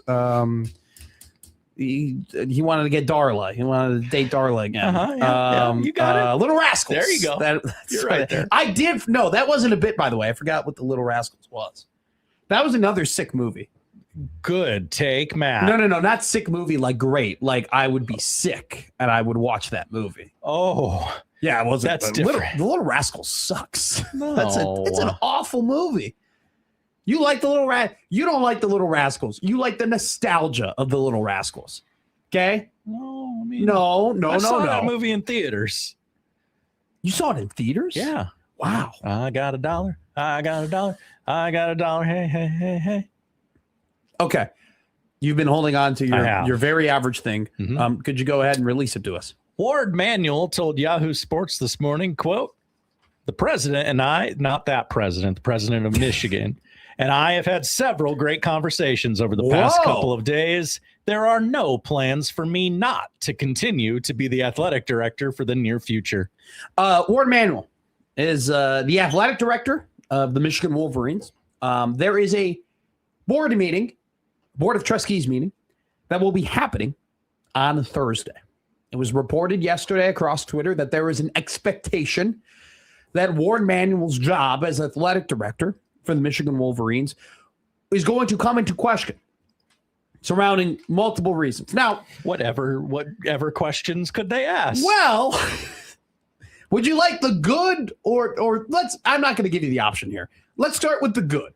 What are the good things that have happened since Ward Manuel has been the athletic director? A basketball and a football title. They won the 2023 National Football Championship.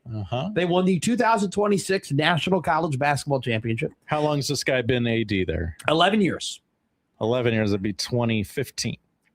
There's a men's College World Series appearance in there. In 2019. There's a women's College World Series appearance in there, too, if I'm not mistaken. Okay, I did not look that up. Good on you. We are the most progressive show, so kudos to you going ahead. People forget. Well, people do forget that Michigan won a women's gymnastics national title as well. During his time. I think of Michigan State as the gymnastics school in that state. They also won a men's gymnastics national championship during his time. They've made an additional college basketball national championship game since Ward Manuel has been there at Michigan, along with 3 total college football playoff appearances. I would like to put in there the 3 college football playoff appearances that they had under Ward Manuel's leadership have come during the 4-team college football playoff era, which I think is notable. I mean, not all college football playoff appearances are made equally, at least anymore, especially if we continue to expand that godforsaken tournament.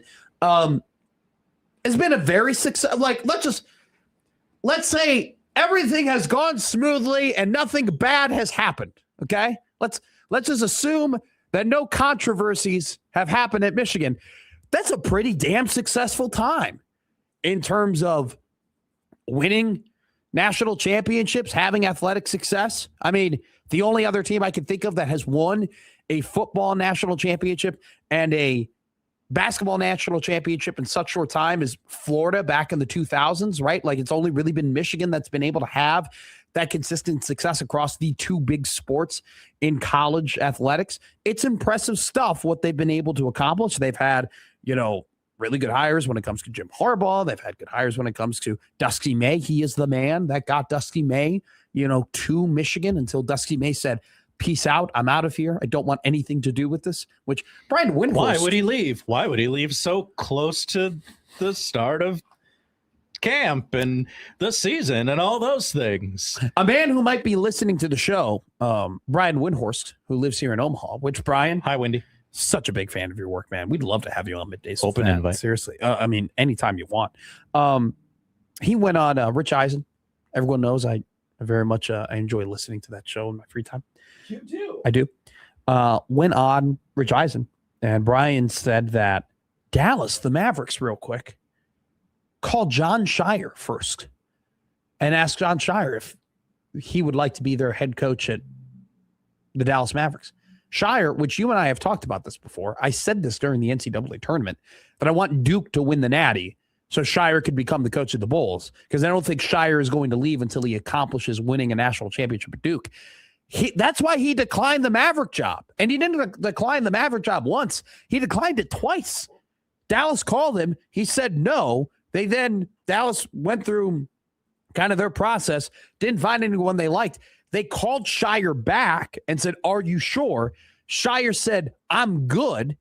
And then they went ahead and they called Dusty May, and Dusty May ended up taking the job at Dallas to be the head coach under Nasai Ujiri, along with being the head coach for Cooper Flagg, which is a very cheeky job to have in the NBA, in my opinion. Great reporting there by Wendy. I just wanted to throw that out there. But you look at Ward Manuel, and in terms of the success that they've had on the field and the court and the gymnastics mats, the bars, the uneven bars, the pommel horses, and all of the other likes, they've had an incredible amount of success until you look at the fact that there was a sign stealing scandal that happened under his watch. Oh, no. There was a coach who was federally charged with aggravated identity theft and unauthorized use of computers under his watch. You had the other Jim Harbaugh violations that were committed even before the sign stealing scandal that caused Michigan to be punished. I mean, there's been a lot of punishments that have been dealt out to Michigan during this time, and all of them, the cherry on top being Sharon Moore fired for having a relationship with a staff member and then being arrested for breaking into that staff member's house and then threatening that staff member. And that staff member suing the university. I believe those charges came up last week, saying that the university knew all along. Well, here's what this meeting is going to be about. This is a athletic article here by Austin Meek, in which he reveals Thursday in Traverse City, Michigan, they will have a Board of Trustees meeting related to Michigan's athletic department. The issues that have gone on are expected to be discussed. And there will be questions about the future of athletic director Ward Manuel, and calls for Michigan to release the findings of an external investigation into Moore's relationship, Sharon Moore, the former head coach of Michigan football, with a former executive assistant athletic department's handling of the matter. Just for people who do not know, there was an internal investigation by the law firm Jenner and Block. They are based out of Chicago. And people in, and this is according to Austin Meek of The Athletic, people in and around Michigan have spent months bracing for the findings of the investigation, which has cost the university $12 million. A source contacted by Jenner and Block, speaking on the condition of anonymity to discuss the investigation, said people at Michigan are in quote unquote survival mode, anticipating that the investigation will show that Michigan failed to heed warning signs about Moore's conduct. There is a expectation. Michigan doesn't want to release these findings, by the way. They don't want people to know what happened. And people in and around, even in Michigan's legislature, are saying, no, you have to release the findings of this internal investigation. And the victim of this entire situation as well, Paige Shivers, has said, I would like you to release these things. If this investigation gets released, I mean, it's once again going to be a massive, and we find that Michigan knew exactly what was going on for time and time and time, and they did nothing about it, is once again going to put an incredibly stain on Ward Manuel's time as the athletic director of Michigan, and there are already been multiple stains that have happened while he has been the man, the boss at Michigan. Look, it's a crazy question to ask, but it's one to be had. Like, Michigan's reputation as just an athletic department and an athletic operation has taken a massive hit. Okay. People do not like Michigan because of all of the hoopla that has gone on around them, whether it be cheating scandals and whether it be their coaches being arrested for committing crimes. And it just feels like the best part of Michigan athletics is what happens on the court. And then immediately when you get off of it, it's like, holy crap, they did this again. Right. And Michigan has become the eye roll and maybe even to some extent the black cat of the Big Ten. I mean, they were the team that were very vocal in denying the private equity investment the Big Ten was interested in, right? That happened about a year ago during this time. It's just one of those things where people are just kind of sick and tired of Michigan, and yet they keep winning. And it's very easy to root against Michigan. And I think that Wolverines fans are sick and tired of it. And there have been people calling for Ward Manuel to no longer be the athletic director really since the Sharon Moore situation, came to light. I would love to ask, though, Michigan fans, if you could do it all over again, would you? If you could go back and say, all right, hey, put you in a time capsule 10 years ago when he got hired to be, Ward Manuel got hired to be athletic director, all of these bad things are going to happen. But would you still trade all of that for the national championships that you've won? 100%, right? They would say it 100%, which is so baffling to me because it's like people's lives have been ruined through the things that have happened at the Michigan Athletic Department. Seriously, people's whole lives have been completely flipped sideways. And like, there are people who have been in that athletic department who will only be looked at as, oh, you're the person that did this there at this time.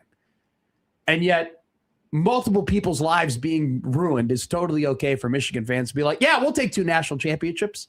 And it's one of those things too. It's like, it's not as if like I'm going to sit on my high horse and say that if you were giving me Nebraska fans, would you take a national championship in football and a national championship in basketball? And yet all of these investigations were to happen and Nebraska would be stained as Michigan has been stained from the public light. Would you trade that? I think a lot of people would say yes. I think it'd be very hard for me to say no. And yet this is kind of the conundrum I have from a Moore argument with college sports, where I tell you multiple people's lives have been ruined, but the glory and happiness that comes from winning national championships makes you sit back and say, well, I don't know, man. It'd be a tough call. 2 natties in the 2 sports that matter? Yeah, sign me up. I know. And that's just one of those things where it's like you put it one way and you're like, oh, you have all these terrible things that happen in and around your program. You totally take the 2 national championships. But then you put it the other way where Sharon Moore will never live down what happened, right? Like there are Connor Scallions is never going to be anything other than the sign stealing guy, right? Like, and maybe he deserves that. And Sharon maybe deserves that too. But it's still, there are victims in terms of what has happened at Michigan. And yet people go, yeah, I'll still take the 2 natties. And I'm not going to act as if I'm not probably in that camp as well. I mean, it's such a tumultuous time at Michigan where you weigh the, wow, we keep messing things up and we keep being the like black cat of athletics. But yet, how can you deny how happy you were when Michigan football won a national championship and basketball won a national championship? That's like college ethics 101, really. All this terrible crap has happened around you, but you won. You got the trophy. So how can you be upset about it? Jimmy goes in the YouTube chat. Yet they keep winning. Super fair. Super fair. All right, let's take a break here and then go ahead and do the odd news. We might do the odd news at 12. Might give you more time to do the odd news here. We'll figure it out here on Middays with Matt.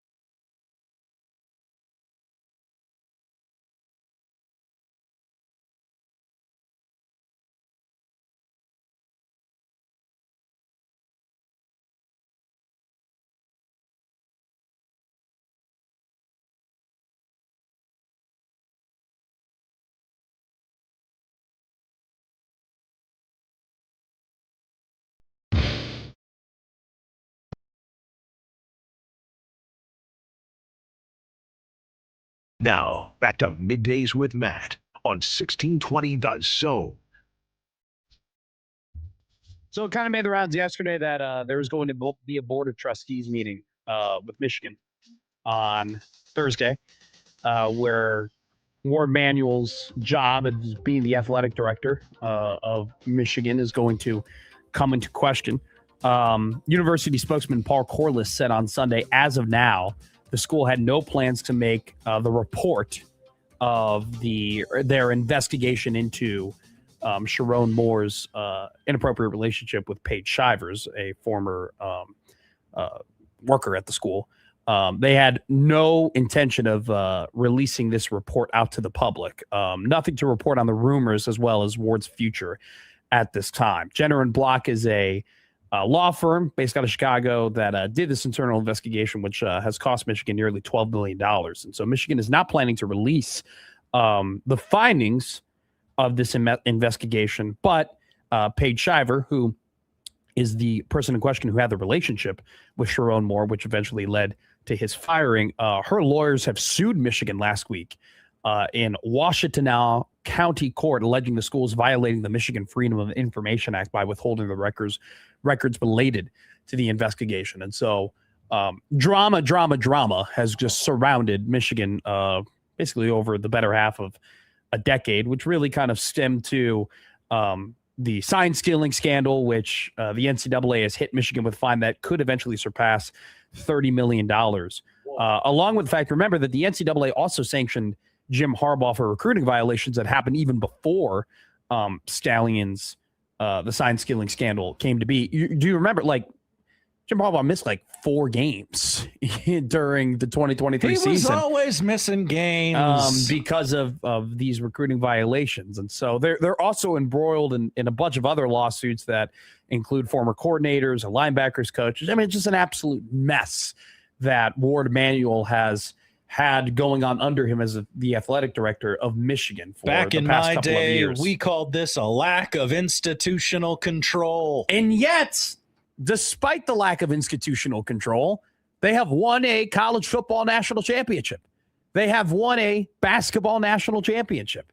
Despite the fact that it seems like every offseason we are talking about some sort of piece of Michigan drama and we're making fun of Michigan men and we're saying that it's a joke of an institution and so on and so forth. They keep winning. They had 3 draft picks in the first round in the NBA draft. They had, one of the best teams I've ever seen in my lifetime play college football in 2023, who fairly, by the way, might I add, won the national championship by beating Alabama, by beating Washington, by beating Ohio State, in the final game of the season. Like they have been the class in terms of what happens on the court and on the field. And yet they have just been shrouded in so much controversy and just awful things that have happened. Multiple people and their staffs getting arrested, lawsuits.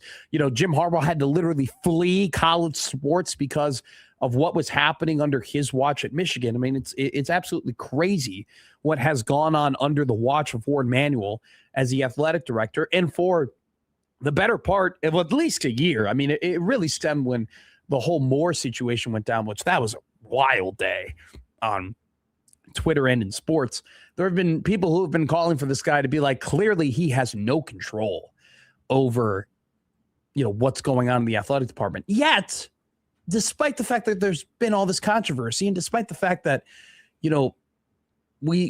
people's lives and reputations have been completely altered, I think if you were to ask any fan base, would you trade all of that? Like, if I could give you Michigan's timeline, would you take Michigan's timeline?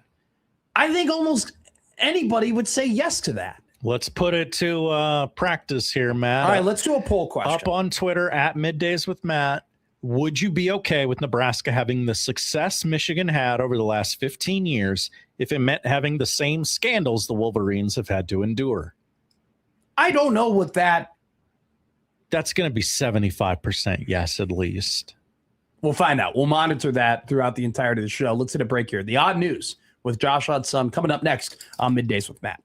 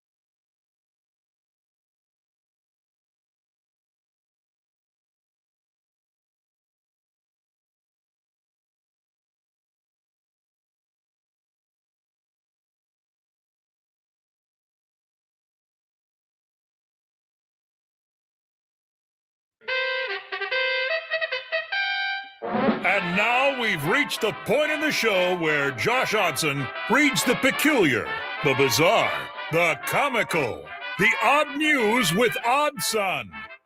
Odd news, Odd Son. See what we did there? The odd news with Oddson. All right, Josh, let's do it. We begin in the fine state of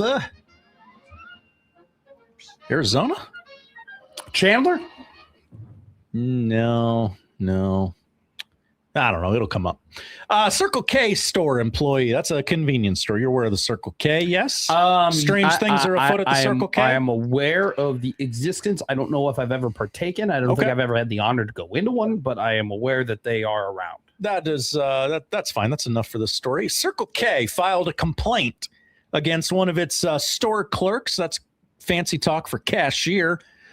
Robert Golitza. Okay. In February, accusing him of trying to cash in a winning lottery ticket that a customer left behind at a store in November of 25. The customer bought multiple tickets for the pick, which is a lottery game. You got to match 6 numbers, right? Yeah. The clerk printed $85 worth of tickets. On accident, the customer only wanted 60. However that happened, it happened. There's, sure. There's 25 extra worth of tickets that have been printed. Okay. These tickets have been printed. Someone has to pay for them. The Circle K policy is that whoever prints the extra tickets has to buy them. Okay. Now, Circle K policy also states, I believe this is also regular lottery policy, you cannot buy your own lottery ticket. So this person clocks out, goes around to the other side of the counter, says, hey, Jim, I got $25 extra of lottery tickets. Someone's got to buy. It was my fault. I got to buy them. Okay, so he buys the $25 extra of tickets after making the mistake. Okay, very well explained. One of those tickets hits for $12.5 million. Oh, no. Oh, no. Okay. Circle K says, nuh-uh. Whoa, what? Yeah. Circle K says we'd like to avoid this whole thing if at all possible. How? No, you can't do that. You cannot do that. He printed out the ticket. That's your policy. Yes. That is crazy. No, that's their policy is if the extra tickets get printed, you have to pony up, which, by the way, paying $25 if you're working at Circle K, right. I imagine that's not insignificant. No, that's maybe 2 hours worth of work. That might be, an hour and a half. I don't know what they pay at a Circle K, but you get what I'm saying here. That's not a non-consequence. So are they going to be able to do this? Are they going to be able to pull this off? This employee worked at the Circle K for 20 years. Oh my God. This gets worse and worse. Yes. The complaint, if they filed the complaint that this person, wasn't supposed to do this, didn't do this, something is lost in translation here because this clerk knew the rules, followed the rules, even to clock out to buy the ticket. Literally. Hey, you're not getting me on a technicality. This is terrible. Wow, he should be paid out. This person should be paid out 1,000,000%. I would agree. They bought the ticket. Mm-hmm. They had the ticket. What is even the argument? That because it was a clerical error, they shouldn't be able to benefit from it? I'm trying to find it. I don't really see what it is. I'm sorry to not have that information. The Arizona Lottery holding the winnings back until the case is settled between this is a hunk of crap. The two parties. Gee, I wonder which way it'll go. Yeah, no, I got a feeling Circle K is going to pull off the dub. Yeah, I think they'll be circling the wagons or probably the judicial system in Arizona. All right, second story. Second story, we go to U.S. Highway 36. This where's that at? Adams County, Colorado. Okay. Guy leads officers on a high-speed chase. There's a crash that takes place. About 50 to 60 gallons of fuel spill all over the roadway there on Highway 36. Cops apprehend their man. Pictures taken at the scene. The truck that led officers on a high-speed chase has a sticker on the door. That sticker says, "You can't fix stupid." No, you cannot. That tracks. Yeah. Yeah. No, yeah. Yeah. Is this a truck spill of the week, or is this a little bit too on the nose? I mean, it's just gas. Yeah. Everybody's got it, you know? That's true. Some people more than others. Yes. 100%. Yes, who do you on think that. has more gas in their tank right now, you or me? Ooh, gotta be me, right? I got half a tank. I got a quarter. Yeah, I figured. Yeah. Now I did do the thing where you fill your tank all the way up. Whoa. I know, a novel concept, right? And I think I In like this economy. I think I like that better. I think I like it better than doing like $25 every like 8 days. Yeah. I think I just enjoyed putting like You can $90 get, in you can there. get 8 days off of $25. Well, here's the thing. Wow. Well, I don't drive. No. Other Drive to than work. I drive to Tiburon. That's what I do. Okay. I drive to work and I drive to Tiburon. I don't even drive to my dart league. I got my buddy who drives me. So you get chauffeured to Dart League. I do get chauffeured to dart league. Wow. Well, I'm responsible. But listen, I have to buy premium gas. Is the that's catch? right. You know what I'm saying? Like I have to get whatever you're paying for gas, I got to pay $1 more. Essentially, is what the Yikes. math is. So it's like that's why I'm like, if we're gonna do a full tank, it gets, especially now, it gets up there. Now I will say this: I am an adult, believe it or not. In the eyes of the law, yes, you are an adult. I have vacuumed my car before. Okay. I have done it while I've been in Omaha. Brag. Okay. But I went to the Rocket Car Wash in Lincoln.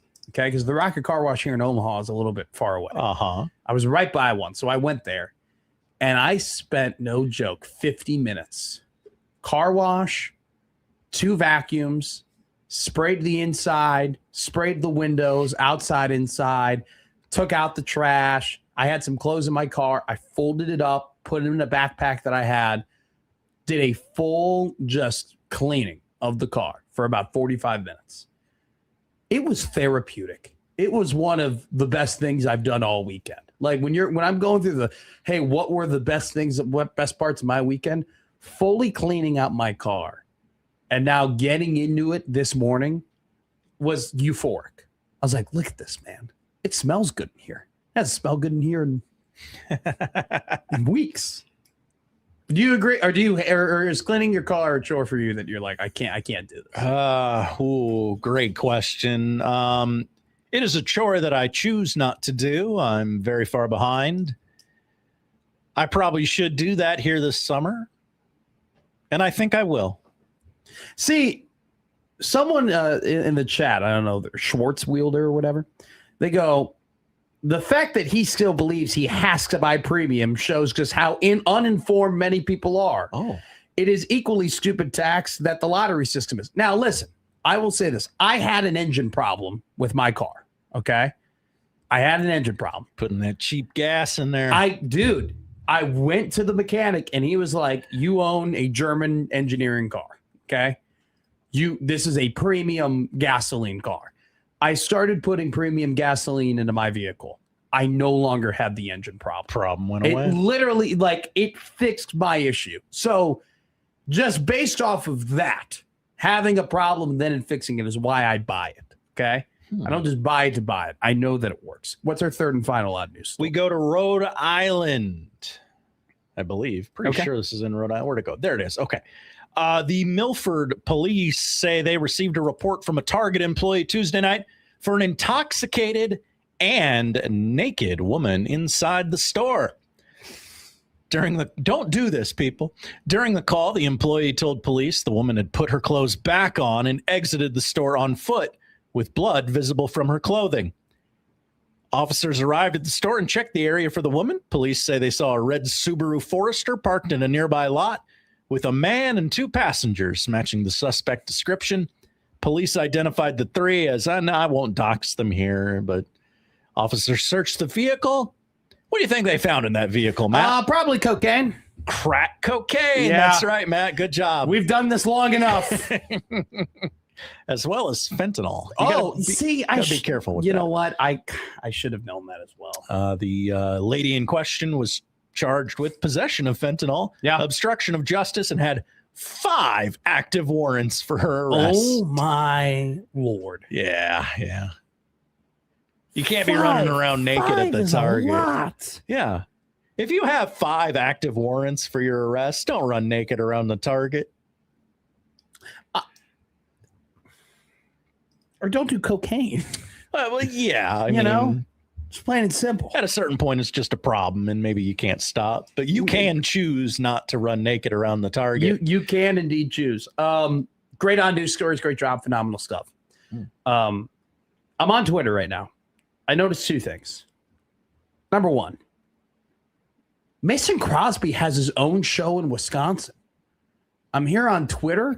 We have to compete with the Mason Crosby show. I'm looking on the right, and it goes, 1620 The Zone is live. Then it tells you everybody is doing like a live. Doing a live, sure. and so it's the 2 radio stations I follow, my former employer and 1620 The Zone, and then in the middle between that, in a 1000 and 1620 sandwich, in the middle is the Mason Crosby Show on Wisconsin Sports Radio Network. Brewers limp into ASB. Guys, we got to stop calling it the ASB. All-Star break is not that long a title. By the way, I don't like how that sounds. ASB sounds like a terrible disease, Josh,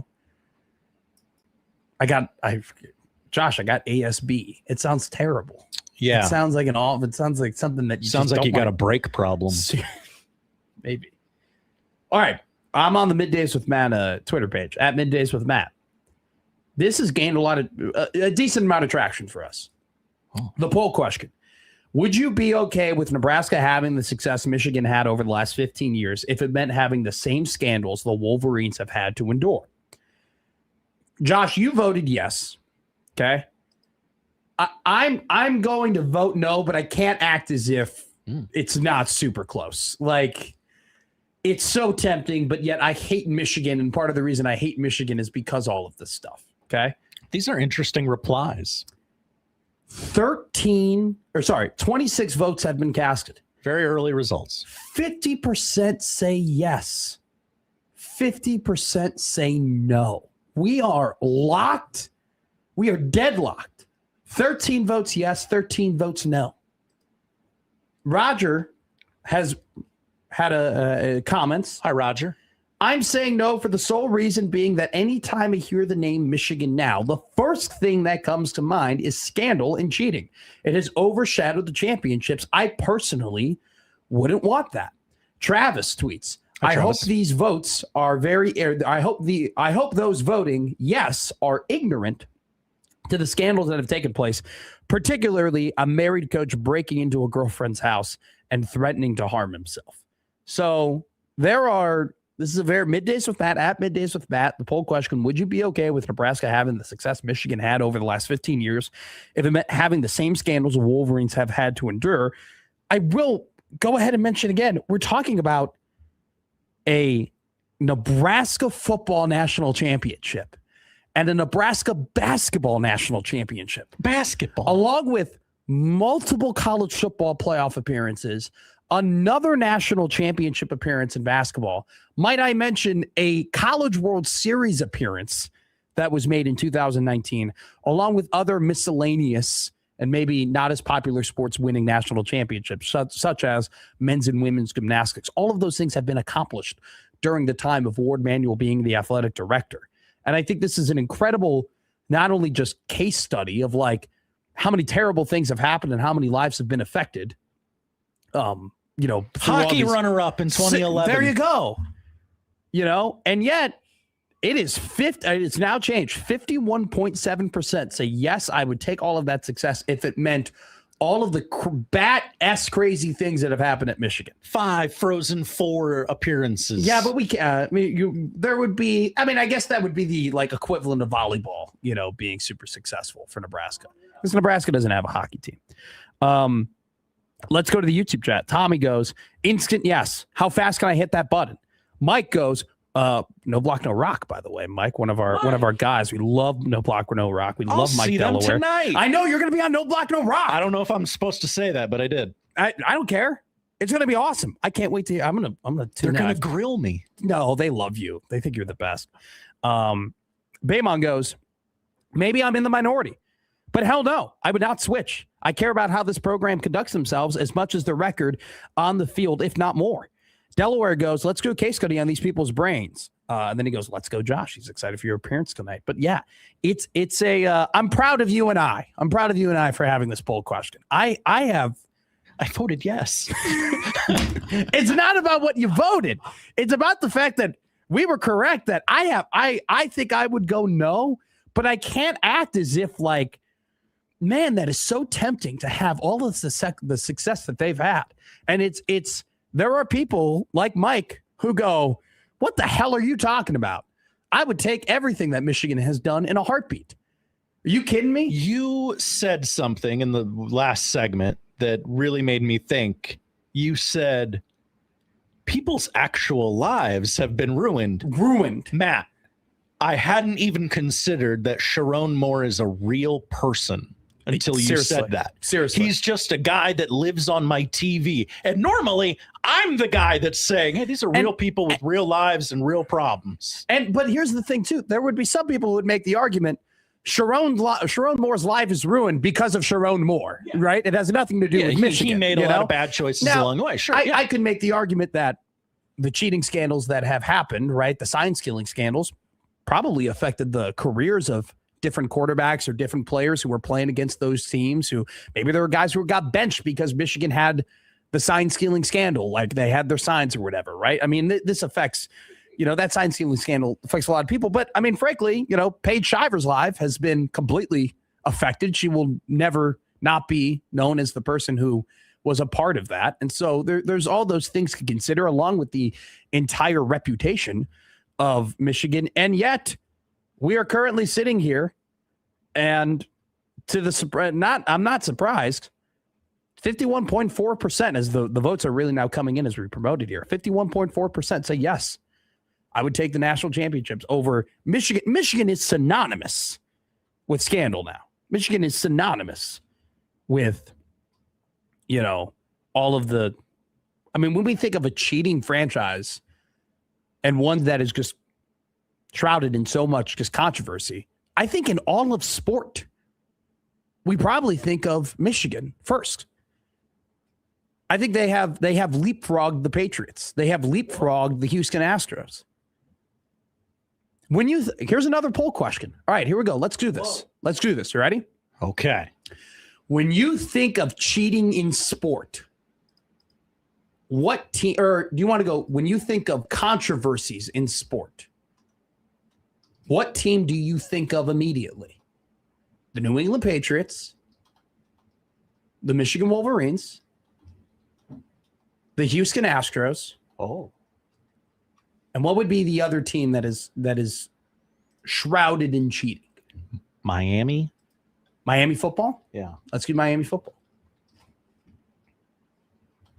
Plaquette goes, Nebraska cheated and hit all sorts of crimes to win their last titles. I guess there's people forget. There's some truth in that.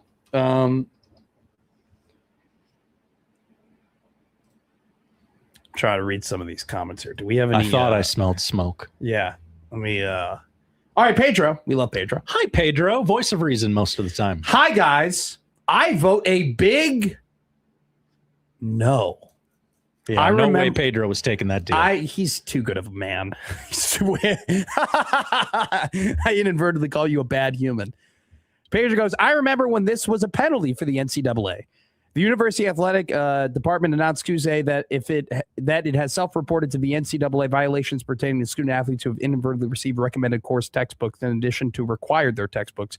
Recommended textbooks are not permissible under NCAA legislation. That was the best part of Tom Pelissero when he was talking to Rich Eisen, and he was like, Rich, we haven't had a supplemental draft in quite some time because no one's been ineligible in the NCAA. That was kind of why I said yes before you said like people's lives got ruined.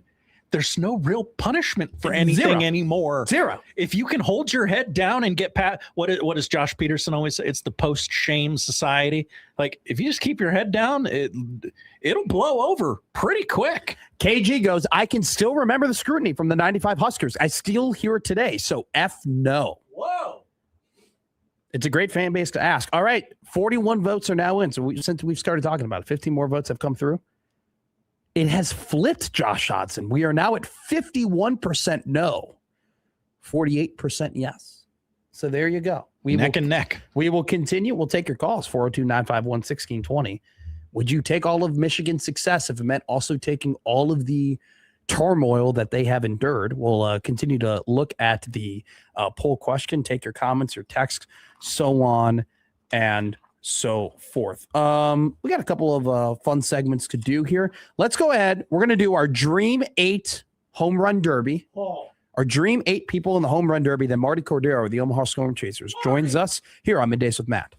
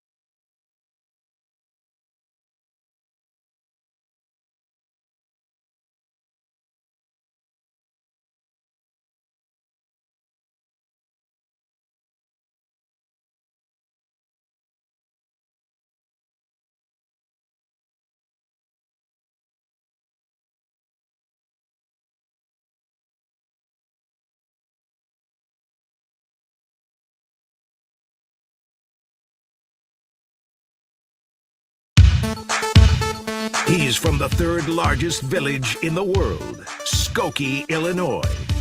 Middays with Matt on 1620, The Zone. Home Run Derby is tonight. No, at least, I mean, is WNBA going on tonight? It is. Okay. But there's no Major League Baseball, National Hockey League, NFL, Correct. NBA Our going four on. major sports in this country are off today. But the Home Run Derby is occurring today. So since 2015, they have operated with the timing format, right? And it gives hitters a specific amount of time to hit X amount of home runs. And then it's followed up by, if you hit a home run long enough, you get a bonus time, right? You get extra time to go. Marty Cordero's already here. He's very early. We'll be. I like that. He'll be joining us in about 10 minutes here. You get extra amount of time, then you go ahead and you swing. For the first time in 11 years, they're going back to the old fashioned where you get outs, right? You have outs. You have 10 outs. You go ahead. You get pitches. If you don't hit a home run, that's an out. After X amount of ground balls and flyouts and whatnot, you're done, which I'm kind of more a fan of than the timing.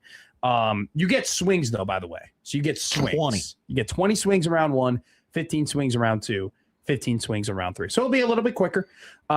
Josh, I tasked us with coming up with our field of 8. If you had a dream field of 8 home run hitters in the Home Run Derby, who would you select? Your ultimate Home Run Derby 8. I will let you go first. Wow. What a guy.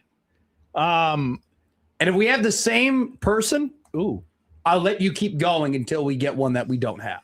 I kind of thought this would be a little easier to find, like, year by year who participated in the Home Run Derby. Sure. The 1999 Home Run Derby at Fenway Park was pretty awesome. It was. Griffey won it. He beat McGuire, was hitting tanks. I think Sosa was in it as well. I like Bonds was in that. So there's half my field right there. I like the 96 one where Bonds had it was against McGuire in 96. He was down 2 home runs with 1 out left, and he had 3 in a row to end up winning it in 96. That's one of my favorite ones. So I have Bonds as well. I have Mark McGuire. You said you have Ken Griffey Jr.? Yes. I do not. I did not put Griffin here. I put Josh Hamilton in here. I think it's, bar none, might be the greatest Home Run Derby performance of all time in 2008. That was sort of tailored to his skill set. Sure. He had a 518-foot home run in that one. He hit like 28 home runs in the first round. So I'd pick Josh Hamilton. I am young, so people forget. I put young people here. Kyle Schwarber and Giancarlo Stanton both make my Home Run Derby, my ultimate field list, just because, I mean, Stanton in particular had an all-timer in terms of a performance. I forget what year it was. It's 2016 at Petco Park, where he hit like 61 home runs in 3 rounds, where it was just absolutely insane. And he averaged 450 feet per home run. So I got Stanton and I got Schwarber. Do you have any current players in your field? No, I do not. So I went with Hamilton, McGuire, Bond, Schwarber, Stanton. Who are your other guys you got? My other 4 would be 3 Yankees: Babe, Reggie Jackson, and Mickey Mantle. Okay, and then Hank Aaron, the true home run king. So I will say that I am guilty of not putting Hank Aaron in this list. I was more so going off of Home Run Derby individual. Like, they were in a derby and I loved them in a derby. There's home run hitters and then there's derby guys, right? So like that's 2 different There are things. some people, we might get a text from Ghost Dog. I was thinking about Hank Aaron and I instead put Prince Fielder, which might be a crime to be like, would you rather have Hank Aaron or Prince Fielder? I think Prince Fielder is my favorite non-Cub ever. Oh, I loved him. Okay. I thought just big, beefy. He was. First baseman, home run hitter. When he went to Detroit, that was like one of the first big moves. And I remember like growing up, like big free agency signings. Like, I love Prince Fielder. So he was in the 2006 Home Run Derby or 2012 Home Run Derby, something like that. Prince Fielder is in my, and then I did a sentimental one. Vlad Guerrero Sr. and Vlad Guerrero Jr. is what I went with. Because I'd love to see dad and his kid go ahead and face off in a home run derby. So your field is way better than mine. But your field has bigger names. Yeah. My field is off of derbies. You might get more tanks. I might have more home runs, but your guys draw. You will have the bigger gate and the bigger pay-per-view buy. So who are your 8 again?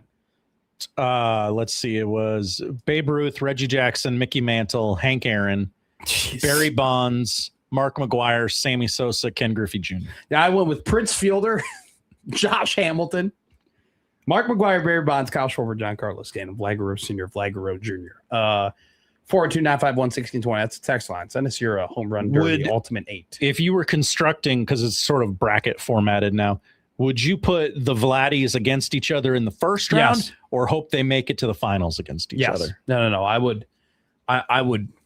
definitely put them in the first round. If I had to pair them up, I don't know how I'd pair mine. I would put McGuire and Bonds on the opposite sides of the bracket. Okay.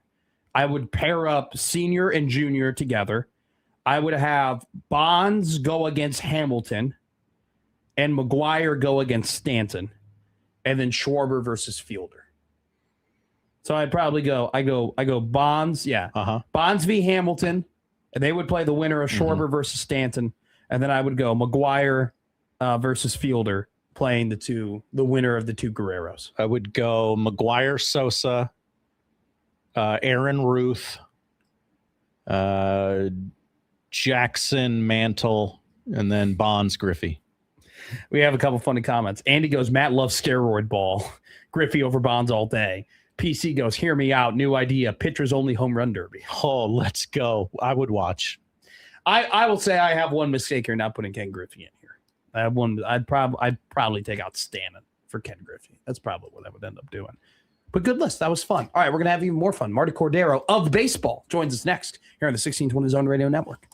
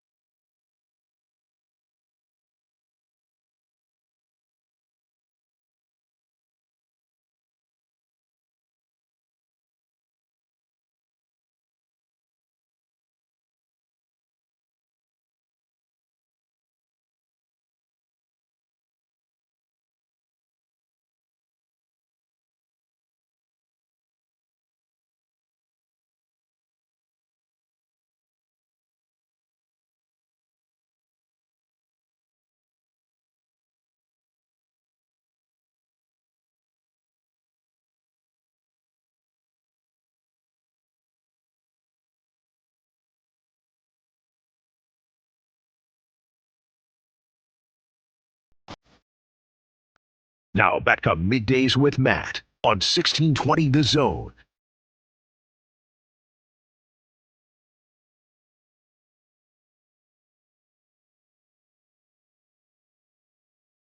It's been a while since I talked to this person, but now, I mean, this is something that we did not necessarily plan until like the beginning of the baseball season, but it's something that as long as we are here on Middays with Matt, we are going to have the Marty Cordero bi-weekly Monday interview. Marty is in here in studio. First off, Marty, the president of the Omaha Storm Chasers, how do you like the new studio? How do you like the new digs? You know, it already feels like home. It does feel like already home. feels like home. And I don't know if you guys like the fact that you can now see each other or not. It is. But you can. It's an ultimate game changer.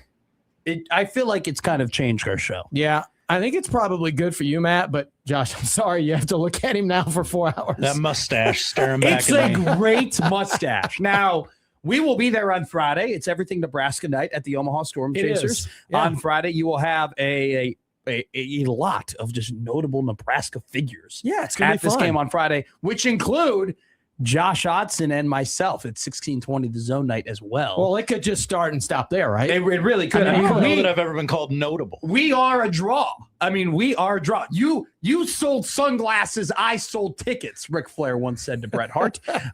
We will be there. Someone from 1620 The Zone is going to be throwing out the first pitch.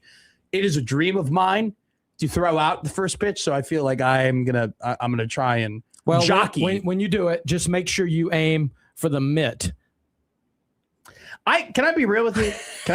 I'm kidding. I don't want you to bounce it. Aim for the head. I'm more worried Aim for the about head. just completely missing the catcher. Yeah, I'm not necessarily, I'm good under pressure in like radio. Like if there's radio pressure, I feel like I come through. If there's any sort of athletic pressure, I fold like a folding chair. And it's kind of ridiculous. It's the catcher's job to catch it. Don't worry about the guy catching it.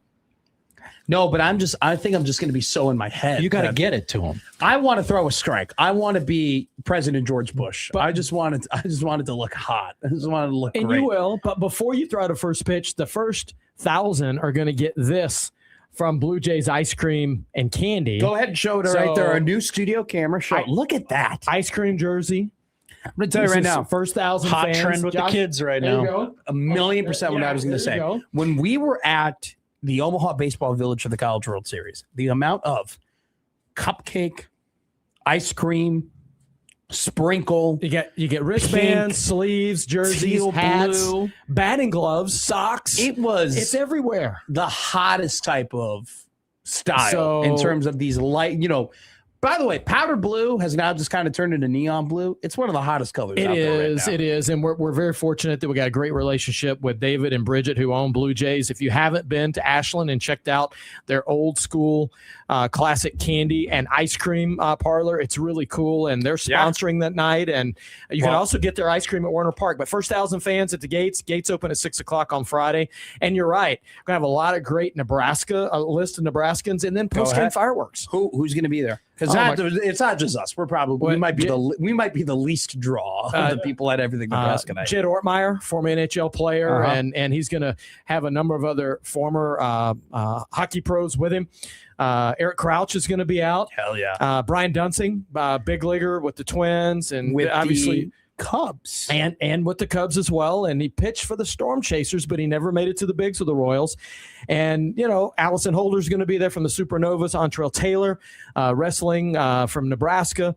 Tom Chattel has even agreed to sign autographs. Tom always tells me no. Wow. Always tells me no, but he'll do it. And then also Kyle Peterson, obviously ESPN's college baseball leading analyst, and obviously does so many great things for the community and the metro here in Omaha area. And we're working on some other names as well, but they'll all be available for autographs around 7:15 till about 8 o'clock, and they'll be doing a variety of things in the ballpark. Brian Dunsing, funny story. I have an autograph from him. I went to a Milwaukee Brewers Chicago Cubs game when I was in high school. I think it was either 2016 or it might have been 2017. We go there and we get right up to like the tarp, right? Like right in the front, like by the away dugout. And he's walking through and, people are yelling his name. He comes up to me. He signed my ticket. So I have a ticket signed by Brian Dunsing. Then to find out, you go to Nebraska, you're like, oh, That guy that I have a signature from who played on the Cubs, he went to this university. It's really Dunsing's the best. You know, when he was seems here like a with great us, guy. we did some charitable things for a player at the time, and I got to know him a little bit through that. And he's a great community guy, you know, and he's done he's been the color analyst for the state high school baseball games. Oh, really? I didn't know that. He That's has. awesome. He didn't this year, but the first 2 years they were televised. He did, and he's just a great baseball guy, community guy. So yeah, it'll be fun.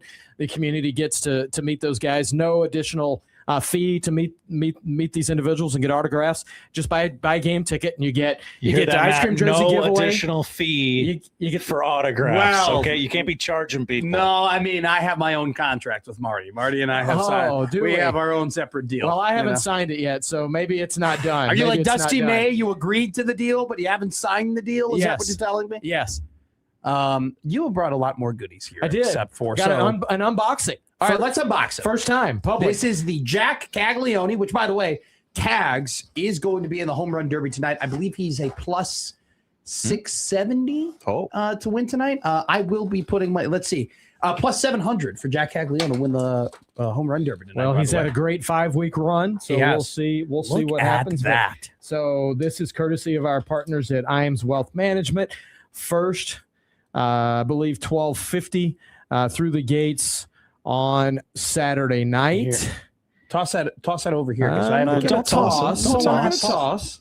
But I am going to leave that here for the studio. Whoa. Yeah, he's Look at that. That is our promotions manager, Katie Scott, and Alex Cedar, our marketing director, did a great job designing CAGs. And we need to bolt that thing down, or Connor's going to take it. Dude, he will steal this.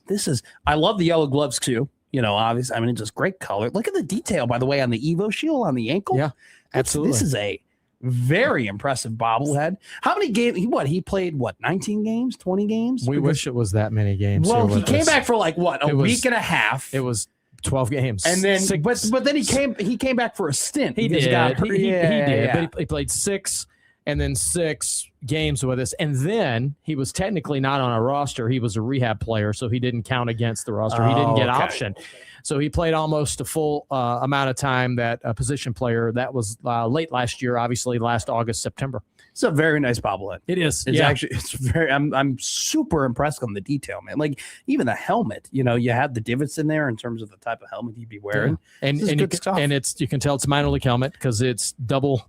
They're double ears. Look, yeah. And so that was designed from his first 12 games with us. But that is an awesome bobblehead. So Sunday, that's Saturday. Saturday first night. 1,250 people to come. We'll Correct. get a Jack Caglione bobblehead. And because of the rain on July 3rd, Saturday night is now America 250 fireworks. So our big, almost 20-minute fireworks will be following the 6 p.m. game on Saturday night, the 18th. So that has turned out to be just an amazing night as well. And then we've got a big family fun day Sunday on Sunday. So it's a quick 3-gamer against the Phillies AAA team, Lehigh Valley.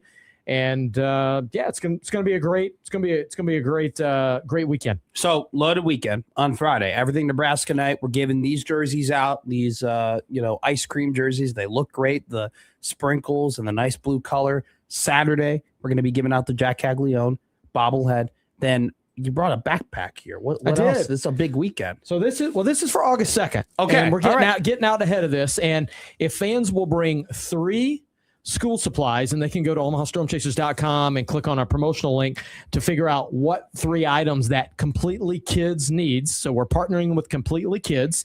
We're collecting 3 school supplies from fans, and for each 3, you're going to get this awesome back-to-school backpack. That's a big backpack. We'll do an unboxing here as well, and it is quality. It's got your side pouch for your water canister or whatever energy drinks that you may need every morning, Matt, to get up and going.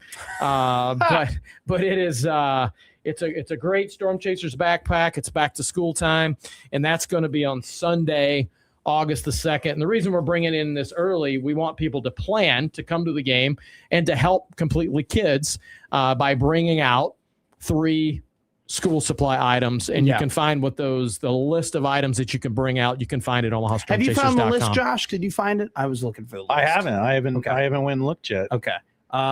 we'll find that list at some point. We'll release it here real quick. I know you haven't brought it yet, and we're gonna have it eventually, hopefully.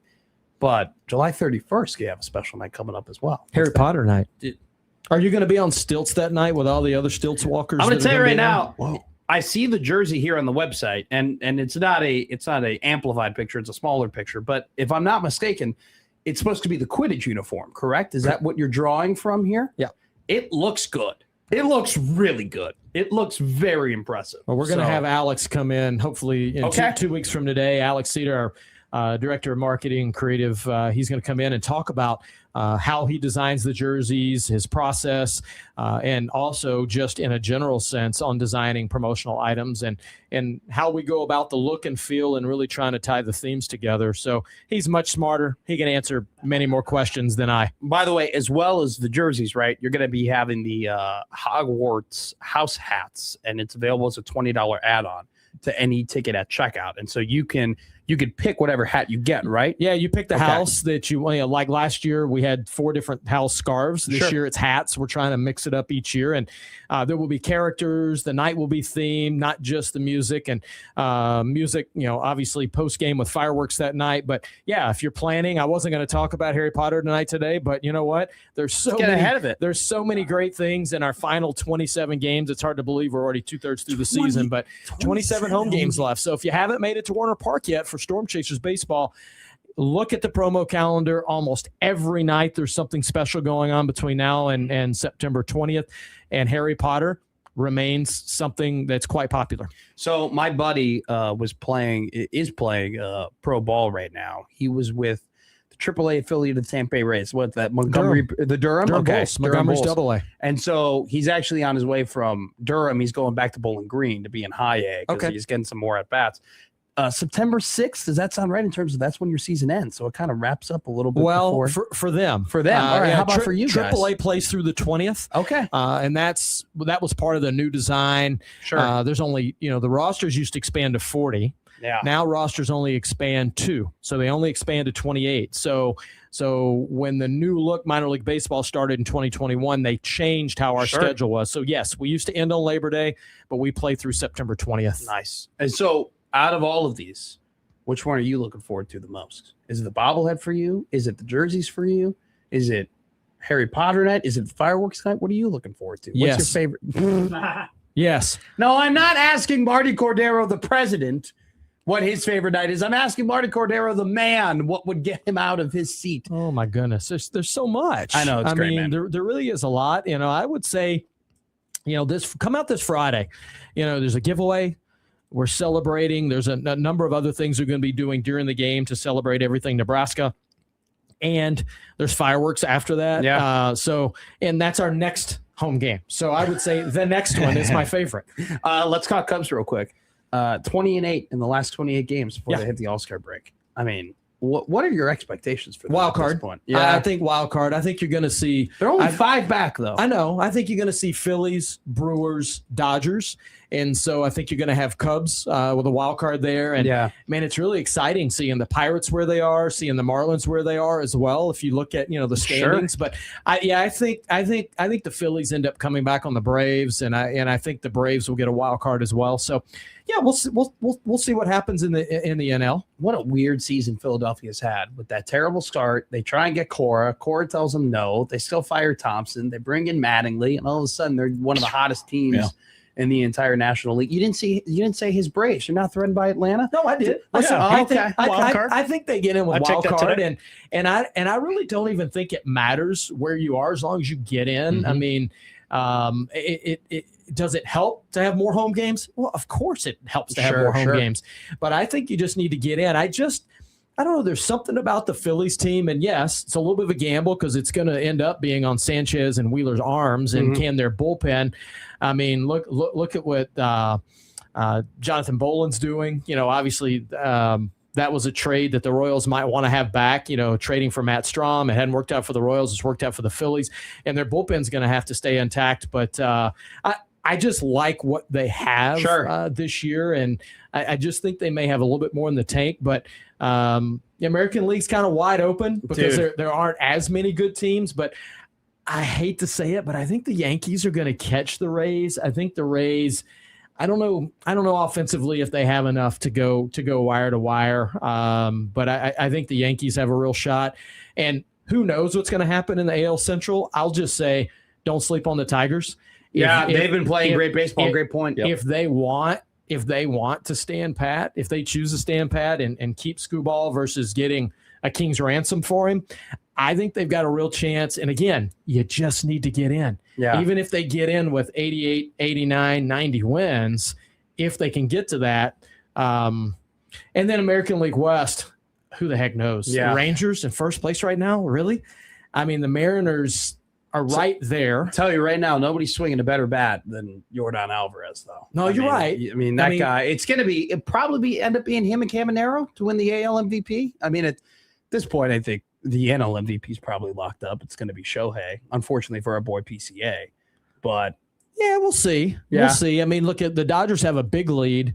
Does he play less down the stretch? Possibly. Does he not get as many at bats? And if that's the case and they've got a big lead, what other players have more meaningful at bats from a position perspective relative to the race?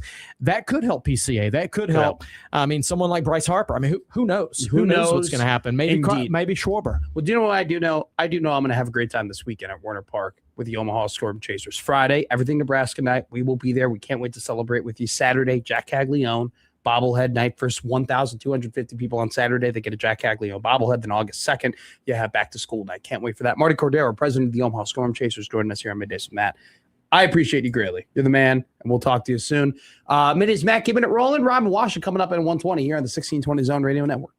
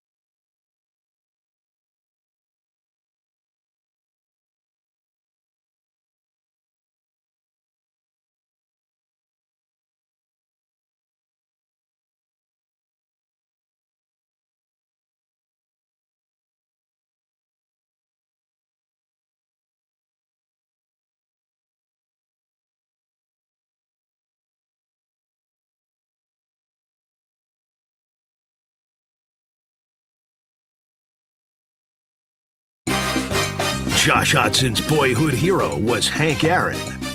Matt McMasters was the guy from the Dos Equis commercial. Now it's starting to all make sense. Middays with Matt on 1620 The Zone. I don't always host radio, but when I do, I prefer 10 a.m. to 2 p.m. Stay listening, my friends. Come on. Pretty good. It's not bad. Not bad. Pretty good. I've been trying to come up with a couple of my own radio Dos Equis commercials, and I've been so far unsuccessful. I've been trying though. I've been experimenting. They'll come to you. It's fine. It's not a race. Speaking of things coming to us, coming to you tomorrow will be Brett Ciancia of Pick Six Previews. He texted me earlier today that he is going to the presses today. So we will talk to Brett tomorrow. We got a loaded show tomorrow. We're going to have, dude, if you like football, we are going to be talking football all day tomorrow. Severe at 11:20, Verghese at 12:20. And at some point we'll have Brett Ciancia on, who gave me an exclusive preview. He gave me an exclusive preview of who his college football playoff teams are. Kind of revealed to me through his preview who he's high on and who he really isn't high on. I will say I'm obviously not going to reveal who the teams are and where they're at, and specifically where Nebraska is. I will say this, though. I'm very interested in the group in which Nebraska is kind of placed in. If you look at Nebraska and the teams that they're surrounded by, there's a lot of boom or bust potential that Nebraska is surrounded in terms of where they're ranked, according to Brett Ciancia. That's all I'll say. That's as far as I will go. We will have buy, sell, hold tomorrow with two teams that are definitely in Brett Ciancia's top 40 in USC and in Michigan. Let's go quickly back to our poll question just because I want to see where we're at right now. We were talking about Warren Manuel. On Thursday, there will be a meeting of the Board of Trustees of Michigan in the case of they're going to review whether or not Warren Manuel in question, whether, ask some questions about his job and whether or not he'll have his job. And obviously it has to do with the Sharon Moore case and his inappropriate relationship with Paige Shivers that led to him being charged with multiple misdemeanors. And then obviously just everything else, all the other turmoil that has happened since then. There was an investigation done, an internal investigation done by a law group out in Chicago, which cost Michigan about $12 million to get this investigation. But at this point, as of now, the school has no plans to release what that investigation looked like. It was done by Jenner and Block.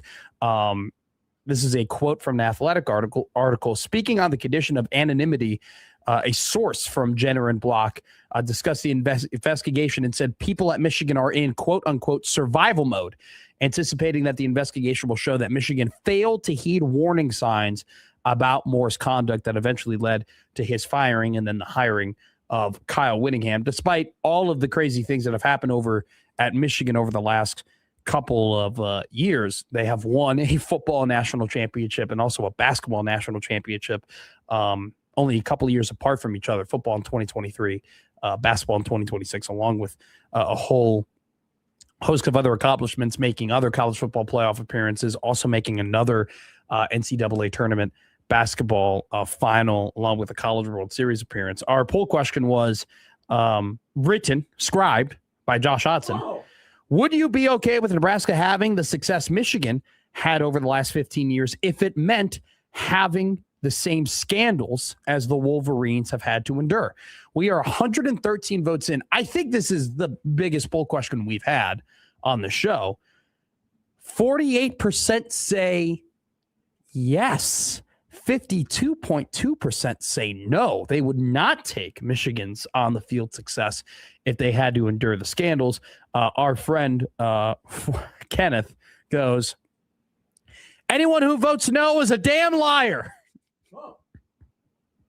Coach Ben Audie, shout out Coach Ben, one of the best in the business. He goes, the answer is obviously yes, and I don't really understand the other side of it. He goes, you play to win the game. So this has been a very It's caused some turmoil here. There's a lot of people who are. It's pretty. I mean, it's as down the middle as you can get. 48% to 52%. Some chatter. A lot of chatter about our question. I read a very interesting article today on Husker Online. It was a weekly rundown. Which, by the way, before we get into the article I'm referring to, we want to give a congratulations to Trey Taylor. He was already named a 5-star according to 24/7 Sports. Now named a 5-star according to Inside Nebraska, just Rivals on 3 and Rivals. Inside Nebraska, obviously the Rivals. Husker Online on 3. Team clap for Trey. Great job by Trey. Look, I mean, this is a young man who had a goal to be a 5-star recruit. He's accomplished that goal. He's put in the work that he's need to do, whether it be going to all the showcases and camps and training. And I remember when he committed early, he talked about how he'd wake up at 5 o'clock in the morning and watch the film and practice and study and evolve as a football player. He's done that, and he's accomplished this great goal. He was the 71st ranked prospect in the country, according to Rivals. He is now the 17th ranked prospect in the country, according to Rivals. I had the full list here. Very interesting, some of the players that ended up on this list, and in particular, the ones who made visits to Nebraska. I don't know if Nebraska was in the running for, they were in the running for one offensive lineman that ended up being on this list in terms of the new rankings. But the 5 stars who had visited Nebraska include Mark Matthews, who committed to Texas A&M. He had made one visit to Nebraska. David Fuller-Runshow. Do you remember that name? He's the man who went to St. Patrick's High School in Chicago, the rival high school of my Notre Dame College Prep. He's committed to Notre Dame, along with Albert Simeon. He's the interior offensive lineman that visited not too long ago at Nebraska. He, at the time, the big competition was Texas A&M. Notre Dame was able to get both Fuller-Runshow and Albert Simeon, the number 9 defensive lineman in the country and the number 10 interior offensive lineman in the country, or number 10 overall prospect, who's an interior offensive lineman, in Albert Simeon. Notre Dame, by the way, has 4 players on the 2027 5-star list, according to Rivals. Something to note here, Josh, they're all in the trenches. They have the 2 5-star offensive linemen, 1 5-star defensive lineman, and 1 5-star edge.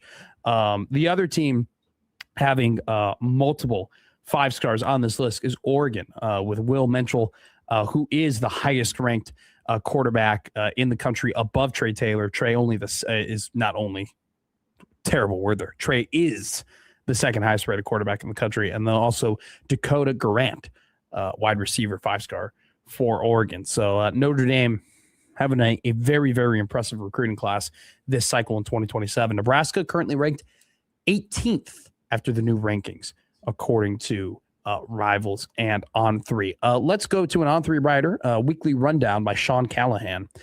Something caught my eye here because, we've talked about reseeding over and over and over again, right? I mean, tickets and where people are who can buy the tickets and when they can buy the tickets, and the line that you have to get into in order to get those tickets have been something that has been a very big debate and constant topic surrounding the athletic department.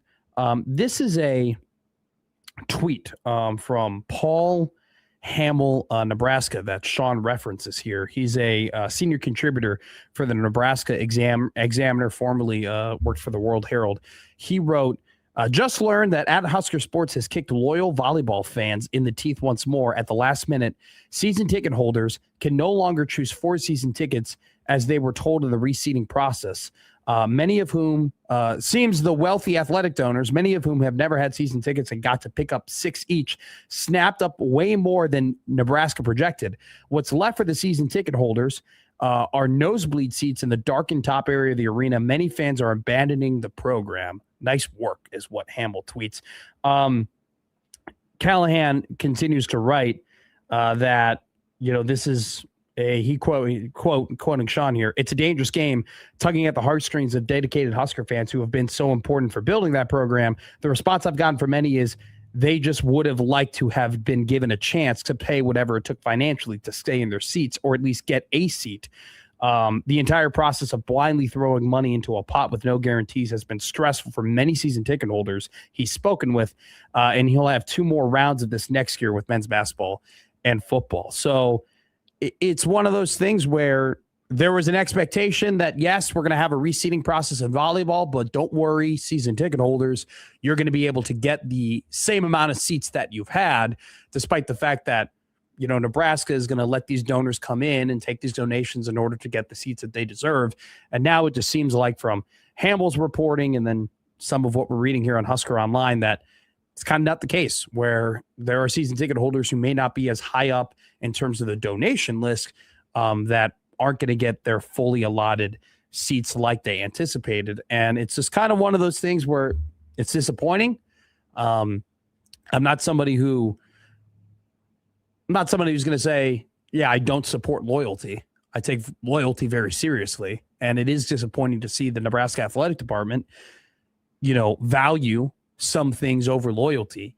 Unfortunately, this is the game that we're in. And Josh and I, you and me, Josh, we've talked about this incessantly.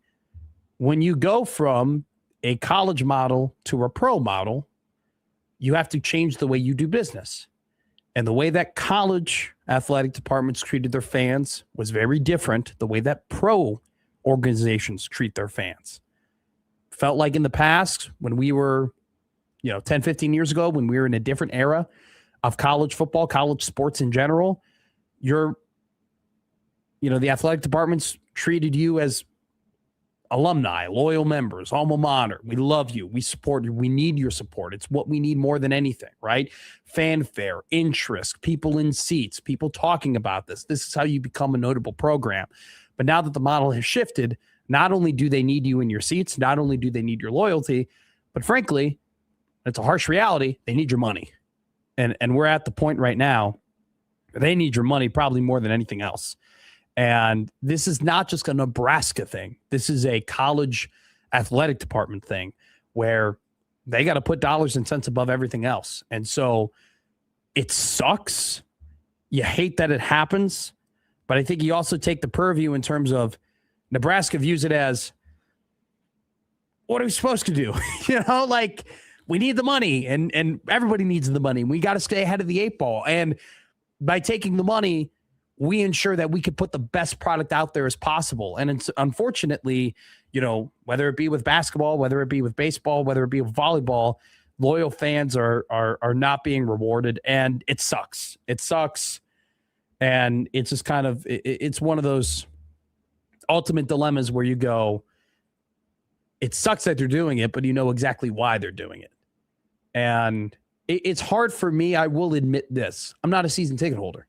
I don't hold season tickets to volleyball. I think I'd probably have I definitely would have a different outlook if I did. And I sympathize with the people who, this sucks, man. Like what Paul is tweeting and what Sean is writing about in terms of, there was an expectation that, hey, the Nebraska Athletic Department was going to be able to keep, was going to give season ticket holders the opportunity to get the same amount at the very least of season tickets that they previously had. The fact that is now apparently through this reporting no longer the case is tough. I think Sean puts it really well. I fully understand what Nebraska is doing, but I also think it's important to share both sides of this process. I also don't know how you make this right other than scheduling more matches at Pinnacle Bank Arena to give this group of fans access to matches. Look, we talked about it with Matt Brown's article about EA Sports, right? And the microtransactions in the video games. The well of goodwill is not an unlimited supply, right? College sports, college athletics, individual athletic programs keep going back to the well of goodwill, thinking they'll get it, they'll understand, we'll still have their support. No, it's not. We're making tough decisions, but these are the decisions we have to make. They'll get it. Eventually, people won't. I'll just take a sip here and a sip here and a sip here, and then the well runs dry. It runs dry. Where the hell did the well go? And at some point, people are saying, "What do you want me to do?" What do you want me to do? What have you done for me lately? Right? That's what some people might start asking Nebraska. What have you done for me lately? Which is kind of the question it seems like people are asking when it comes to football season ticket sales. Here's one thing that Sean also wrote. Interesting times for Nebraska ticket buyers. If you got a local newspaper at your doorstep on Sunday morning, the front page of the Omaha World Herald had perhaps something we have never seen at this level. A full-color ad page, 1A of the newspaper, featured Nebraska football single-game tickets on sale for all games. Sean continues. Over the years, we've seen ads for mini packs and even season tickets, but I can't recall ever seeing anything of this magnitude on July 11th for single-game tickets. I think it really puts into perspective where things are headed for the 2026 football season. I'll never forget Michael Severe coming on the show a couple of weeks ago and saying, hey, have you seen this? Have you heard about this? That the helmet games, Ohio State coming to Memorial Stadium, the national champion, Indiana Hoosiers coming to Memorial Stadium, those are a part of the discounted game packages. When has that ever happened? Typically it's you get every game except for the helmet games. And yet the helmet games were in the season ticket packages or in the multiple game packages. And he's like, that's cause for concern. And now you have Sean and the Omaha World Herald, right? Omaha World Herald has a single game ticket ad right in the front saying, hey, please buy our tickets. People are asking, what have you done for me lately to Nebraska football? And I think 2026, the fact that we are in the bad vibes offseason right now, where Nebraska has a disappointing end to the season, and Connor was kind of talking about how like there have been seasons that took a lot out of him. 2021 took a lot out of him. 2022 took a lot out of him. We talk about the well of goodwill. How often can you go back to the well without it being drained? It seems like Nebraska, and not just seems like, it's a fact. There has been a lot of goodwill given to this football program. A lot of goodwill, a lot of patience, a lot of time, a lot of loyalty that has been given. But the fact that single game tickets are being advertised in a way that people like Sean, who have been around this state his entire life, has never seen before, it just goes to show you that the well is way less now than what it was a decade ago. It goes to show you that the question of what have you done for me lately and why do you deserve my money is being asked. And that's a tough question to be asked of the Husker Athletic Department in any era, let alone this era. Cole Swindell can't play every weekend. If you want to, if you're picking the worst era for your fans of your number one moneymaker to be asking you, why should I give you money? This is probably it. This is probably at the top of the chart. And so we've kind of, like I said, with Michael, we've seen this kind of developing a little bit, but it's just the interesting dichotomy between Nebraska has two problems for two different reasons. Number one, their advertising, their marketing, their promotion of the single game football season tickets. What does that communicate with you? There's plenty available. The supply seems like it's higher than the demand. And then you have a second problem where the supply is not high enough for the demand, and Nebraska has to make some really tough decisions when it comes to their financials and the loyalty of their Husker fan base. One of them is a first world problem. One of them is oof, that's tough. Especially when you have so much pride that has been stacked up into a sellout streak that you definitely want to continue. I mean, that's a core of Nebraska football. I've said it for years. Don't be the athletic director that lets that thing fall, even though we know it's been we know it's been artificially propped up a couple of times, but like, don't be the athletic director on watch when it ends. This is one of those things where, as somebody who didn't grow up here, I kind of delegate these opinions to the people who've grown up with them. And so I think it'd be very easy for a young man like me who grew up not in Nebraska to be like, who cares? Who cares, right? Who cares? It's just a sellout streak. Yeah. You know, it's just you know, you're the only place that really cares about it. Who really cares? It'd be easy for me to say that. But talking to individuals in the state, being friends with people who've grown up in the state, that sellout streak means a ton to a lot of people. And if it means a ton to my friends, it means a ton to the people that I went to Nebraska with, then it means a ton to me because that's my university. So to me, they got to keep this thing going because it's a sense of pride for many people here in the state. But I think the fact, I mean, it says a lot that we have people being like, I've never seen them, not just Callahan, but also Severe, who's been here for 20 years now, who are being like, I've never seen them have to pull these types of strings in order to get the football tickets sold.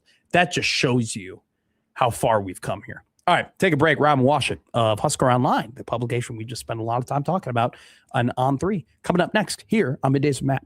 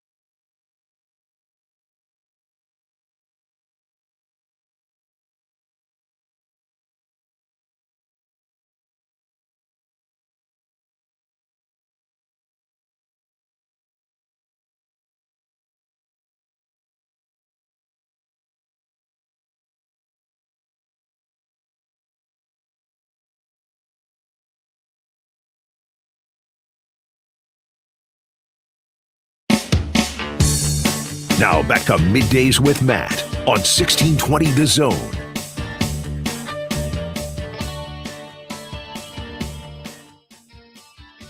Hey, don't forget about our Road to Wrigley Sounder contest. If you hear this, something that sounds like this, hey, everybody, Harry Carey here.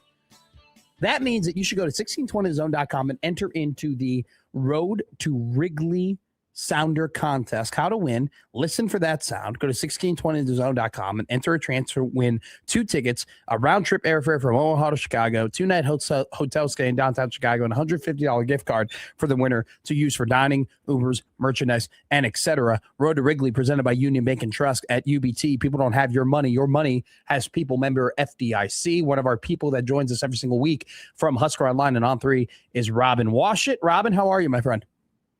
Doing well. How you doing, Matt? I'm doing good. I'm doing good, Robin. I'm sure you've heard about the Ward Manual stuff and the meeting that's going to happen Thursday. And I have a question for you. It's a poll question on our Twitter at Middays with Matt. I think you might be one of the best people to answer this question, because I think you value both of the things that are kind of pitted up against one another very much so. I asked the question, would you be okay with Nebraska having the success Michigan has had over the last 15 years, which include, Robin, a national championship in basketball, a national championship in football, a College World Series appearance, amongst multiple college football playoff appearances, and another basketball national championship appearance? Would you be okay with Nebraska having the success Michigan has had over the last 15 years if it meant having the same scandals the Wolverines have had to endure? Would you make that trade? Yeah, I mean, I think there's a line where, at one point you're like, well, if you ain't cheating, you ain't trying, especially in this kind of Wild West era of college sports, where the teams that push the envelope the furthest are usually the ones that reap the biggest rewards, and the schools that try to play by whatever rules people think might be in place are often left behind. So, I mean, I do think that, you got to kind of toe the line a little bit if you want to be successful. But, the other side of that is, at some point, it becomes at what cost, where, you're getting all these championships, you're having kind of the pinnacle of athletic success, but, it's come at quite the price. So, I guess as long as it's not like, extremely detrimental things that you're doing, and you're just kind of like cheating, quote unquote, by kind of pushing the line of what's allowed and what's not, then I mean, I think that's just kind of the way of the world now, where the teams that are winning are the ones that are doing that thing. But at the same time, I do still think there's a line that if it gets crossed, then that they're not going to take away your titles, or they can pretend to take it away. But at the same time, like, there's a lot to be said for having some integrity in the process of your success. I think the vibes of the offseason amongst, media members / fans have been reportedly the lowest it's been in quite some time that people can really remember. That's because of the last 3 games of the season, the expectations of the season, the injury to Dylan Raiola, his transferring. There was just a lot that happened in kind of the last 6 weeks of the year that really kind of tempered down the expectations and excitement for the football season heading into this year, along with, it's going to be a more difficult year where you have to play Indiana, Oregon, and Ohio State. But the expectation has always been, when we get close to football season, it'll start ramping up again. You'll start licking your lips hoping for football. Do you find that to be the case right now? Yeah. I mean, compared to previous years, maybe it's, still lagging behind in overall enthusiasm. But I do think that slowly but surely, people are starting to at least to get their interest back. I don't know if optimism is the right word or anything like that, but I think people, are starting to, want to lock into football season. And that's just Nebraska for you. Like, no matter what, people are going to want college football, to come around and embrace all the hope that comes along with it. But I do feel that, it's a lot more guarded still with how the fans are kind of approaching this off season, where, they hope it's good. They hope Nebraska does well, but I don't think it's kind of the blind faith going on that we've seen in years past. So it's slowly getting revved up, but compared to where things have been and summers 10 years ago, it's certainly not even close to that level right now. Yeah, not at all. I feel like, though, it's kind of the opposite in terms of the sport that, I mean, obviously you cover both sports, but Nebraska basketball, have you ever covered a off season when we're talking about them this much and we're still over 100 days away from the basketball season? I mean, there was on a different publication, like there was a Will Cooper feature today. Like, I just feel like, I mean, for you, how weird is it, or is it abnormal that it just seems like we're so amped for basketball in comparison to football? Well, I mean, the success and everything that was last season has a lot to do with that. And, there should be pretty good again. So, I mean, Nebraska wants to talk about and hear about winners, and Nebraska basketball right now is one of the winners of this athletic department, and so that's part of it. And then the other thing is that there's just been really not much to talk about with football. Like, they haven't had anything media related for months now, and won't until media day. And so, like, basketball's been rolling out. They've had their second small group interview setting, so it's one thing that people can write about now is because they've actually had media access. So I think that's part of it is, basketball's just been more available than football. But, you get for every Will Cooper or Damon Wilkinson feature, you're getting, Trey Taylor and his fifth star on Three Rivals rankings today. Like, so I mean, like there's still football, but, from the actual team perspective, I think a lot of it is just due to the lack of availability. Rick Mask has been playing really well in the summer league, double-double in his first game. Still had, I think it was 10 points, 9 rebounds in his second game. And then Bryce Williams for the Pistons has been playing really well as well in the summer league. What do you think Rick's chances are at playing in NBA games in his career? Do you find it to be high? Do you find it to be moderate? Do you find it to be low? I mean, this is the type of guy, I mean, we're kind of getting on a run where more and more NBA teams are going to be looking for big men because, I mean, it's just some of the best players in the league are centers and power forwards, and you need bodies, right? You need just guys who are big. And it seems like Rick definitely, getting aggressive on the glass, that's what he needs to do in order to make a team. What do you kind of give his chances to play in the association one day? I mean, he's got a lot of what you need. I mean, he's big, he can shoot. He's an extremely high IQ player, and you have zero character concerns with him. So I mean, that checks a lot of boxes just to have the opportunity to get that look and give yourself a chance. I think the biggest thing for him is just the ability to stay on the court. I mean, you look at kind of the 2 years that he played, which were sandwiched with a year off. We were recovering from a major injury. Both those years he kind of was on fumes toward the end of the season. Especially the 23-24 season, but even last year. I mean, he was not the same player at the end of the year that he was in November, December, and I think that's just kind of the reality with where his knees are right now. Like, he's always going to start out hot, and it's just a matter of how long his body's going to allow him to play at that level. So I mean, that's going to be the ultimate factor for him, because clearly he's showing that he's good enough to at least be an option at that level. But is he going to be able to continue playing like this into the heart of the regular season, or is he going to kind of have that same issue that he's had the last 2 seasons that he's played of really kind of wearing down as the year went on? So that's kind of a question that I don't think anybody outside of his 2 knees can answer, but you hope that they hold up, because clearly he's got the skill set that teams like the Pacers added to him for a reason. They had him on pre-draft workout for a reason. And so I mean, as long as he can play at the level he's capable of, he'll have a chance. It's just a matter of how long he's able to do that. Seeing him in a pick and pop with Braden Smith is bizarre world. Yeah. And yeah. He, I think is a guy that could really benefit with that. I mean, talk about two of the best passers in the Big Ten at their respective positions. I mean, obviously Braden Smith's the all-time assist leader, and Rink Mass was as good of a passing big as there was in college basketball last year. So, the Pacers know what they're doing. They got some high IQ facilitators on that team. That I never really thought of what if Rink and Braden were playing together? But I'm watching the Summer League highlights, and it's like they mesh so well. Where it's just like the college basketball nerd in me is like, I just want to keep watching these guys.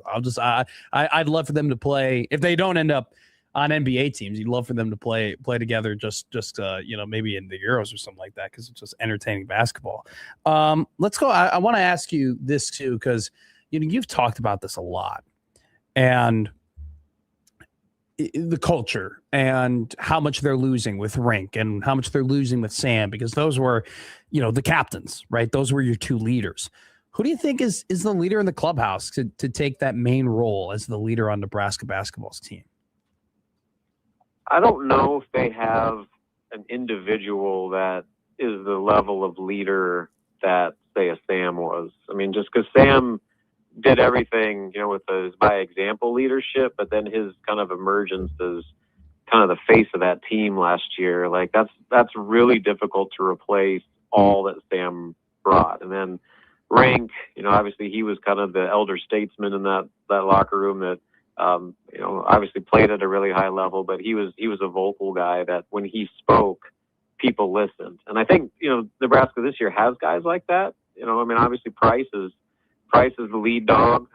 Cale Jacobson is right up there with maybe as important of a vocal leader as they have right now. You're seeing new guys like Bowden Kapke kind of slowly start to settle in and get a bigger voice on the court.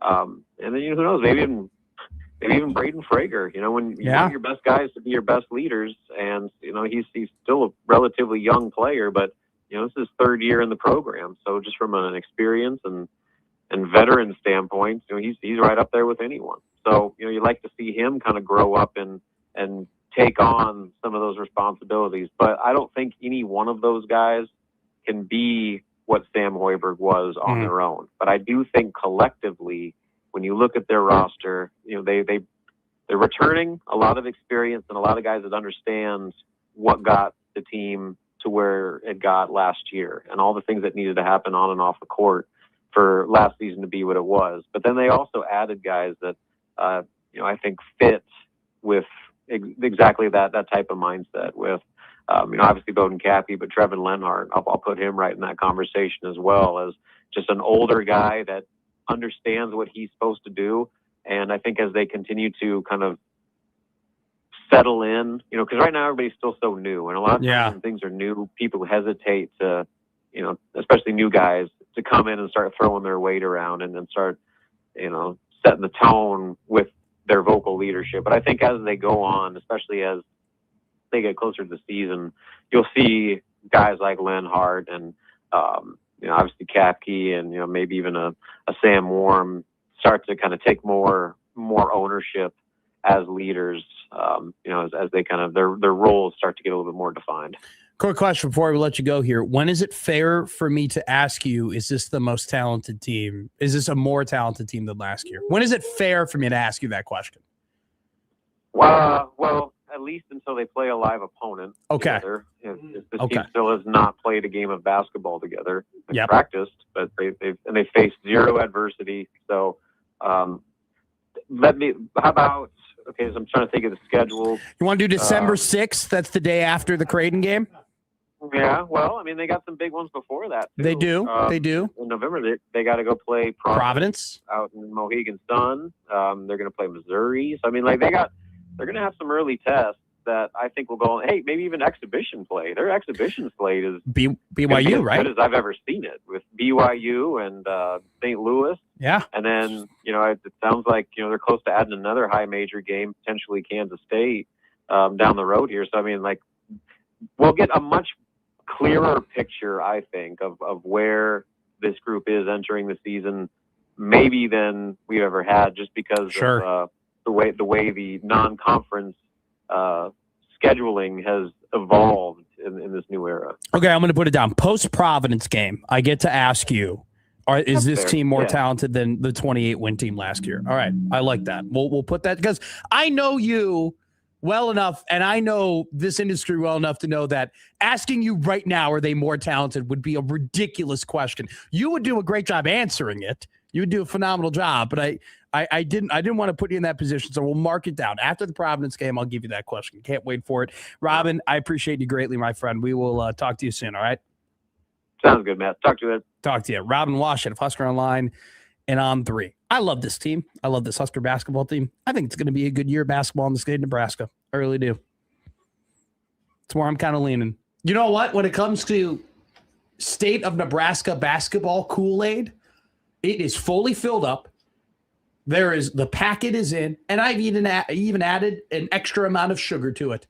I made it a more sugary Kool-Aid, if you will, and I am stirring it up. That's how I feel about basketball within this state. Hi, Chris Brudon. Are we going to get a little film over here that people aren't always like waving in? I don't know if I hate it or I love it. They will always be waving at us. Oh, he wants to knock on the door. No, can't knock. We're about to hit a break. We're hitting a break. Middays with Matt. What to watch and dog of the day coming up next here on the 1620 Zone Radio Network.